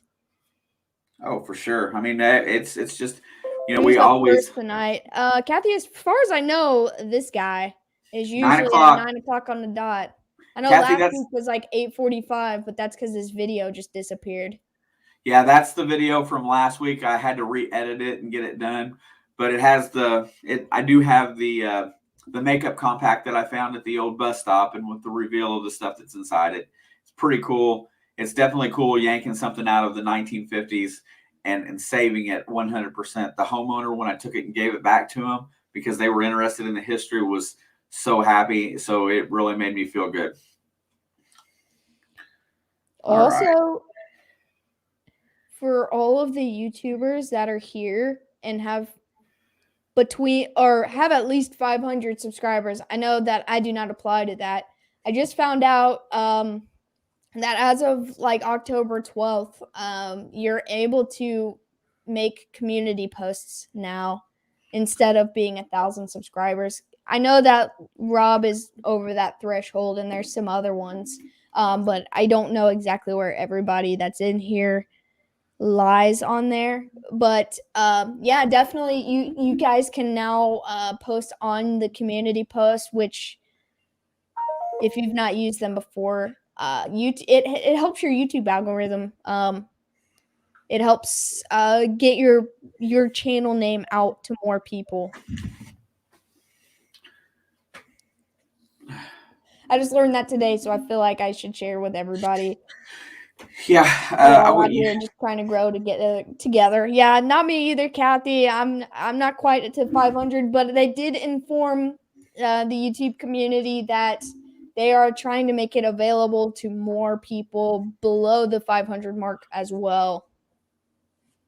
I just doing the community post is great. Yeah, I'm very excited to get to 500 now that I don't have to wait to 1,000 for the community posts because I think they're awesome. I love seeing everybody else's. So Hey, and and I hate to do this, but well, I don't hate to do this, but anybody that goes over to TikTok that isn't on there, both of us, we have an It's in the Blood TikTok, and I have one for Ohio River History as well. And I'm getting really close to being able to stream on TikTok. I'm like less than 50 away from that. I would love to hit that if anybody has time to stop in. And the It's in the Blood TikTok will probably pick back up when it gets cold. I'm pretty sure it will. yeah, I'm gonna be real honest. Part of my social media hiatus started with TikTok, and just went over. The only thing that I really use is Twitter, and that's because Adam Schefter is on Twitter. And I don't even use my personal Twitter anymore. I just use my It's in the Blood Twitter and occasionally the Instagram, but just to post. I don't look at anything. Um, so yeah, it started with TikTok, so I've been slacking on that. But the TikTok was doing really well for a The while. TikTok was doing well during baseball season. It started doing well during football, but I just have been so slow with everything. Like I have some videos that I need to be made for here for specifically for the viewers for you guys and I'm behind. And I think part of that has to do with me just not feeling well, but I'm starting to move in the right direction with that. So and I've got 3 days off this week in a row, which is going to be nice. I think 3 Wednesday, Thursday, maybe Friday, I don't know. So I'll be back making some content for everybody. Cooking dinner. Man, now I'm Yeah. hungry. There's a possibility that you'll see me several times tomorrow night. It's tomorrow game day? Get Yeah. fired up over some basketball. You know, Yeah. even if you just do a live stream for you, I can hop in on my personal account and, support you in the comments. Heck yeah. I have to go. Good night, Alex and Shane and everyone in chat. Good night, Amethyst, and we will see you probably somewhere else on YouTube soon. But it was nice hanging out with you, and I'm glad you stopped by for a little bit. Good stream tonight, Boo. Really good. Yeah, I had so much fun. I'm really excited for Thursday night. Not so much for the Thursday night game. I'm excited to see how it goes because I feel like it's gonna be as much of a dumb game as it looks. I feel like it's going to be a rather interesting game. I'm gonna take Miami just to be different from you. I know you're gonna stick with Baltimore, and that's okay. And if Miami happens to lose, I'm gonna take them to cover. That's my backup, I but think that's a good bet. obviously, you can't really have a backup. It's either one or the other. But that is my two options from my personal insight. But teriyaki bento box, oh my gosh. I freaking love bento boxes. Oh man, that just made me real hungry. Shelby's never eaten at Yamato, so she's missing out. See ya, Jay. I'll hopefully, as long as I'm still I'll awake, catch you at 10 tonight, Jay. I will be there at 10 o'clock. But lost my train of thought. Yeah, I'm very excited for this Thursday night stream. So after just briefly mentioning some of the games being played next weekend, yeah, I'm really excited about that. It's gonna be fun. There's a lot of it looks like we're going into part 2 of a crazy series of games. It feels like that you and I are going to have a lot of difference of opinion on Thursday. We did last week, and except for Denver. You stuck with Dallas.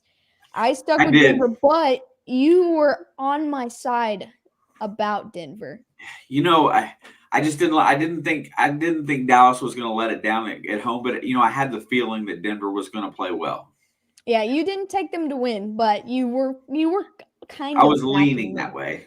But I straight up gave the facts about Jacksonville. I laid down the law.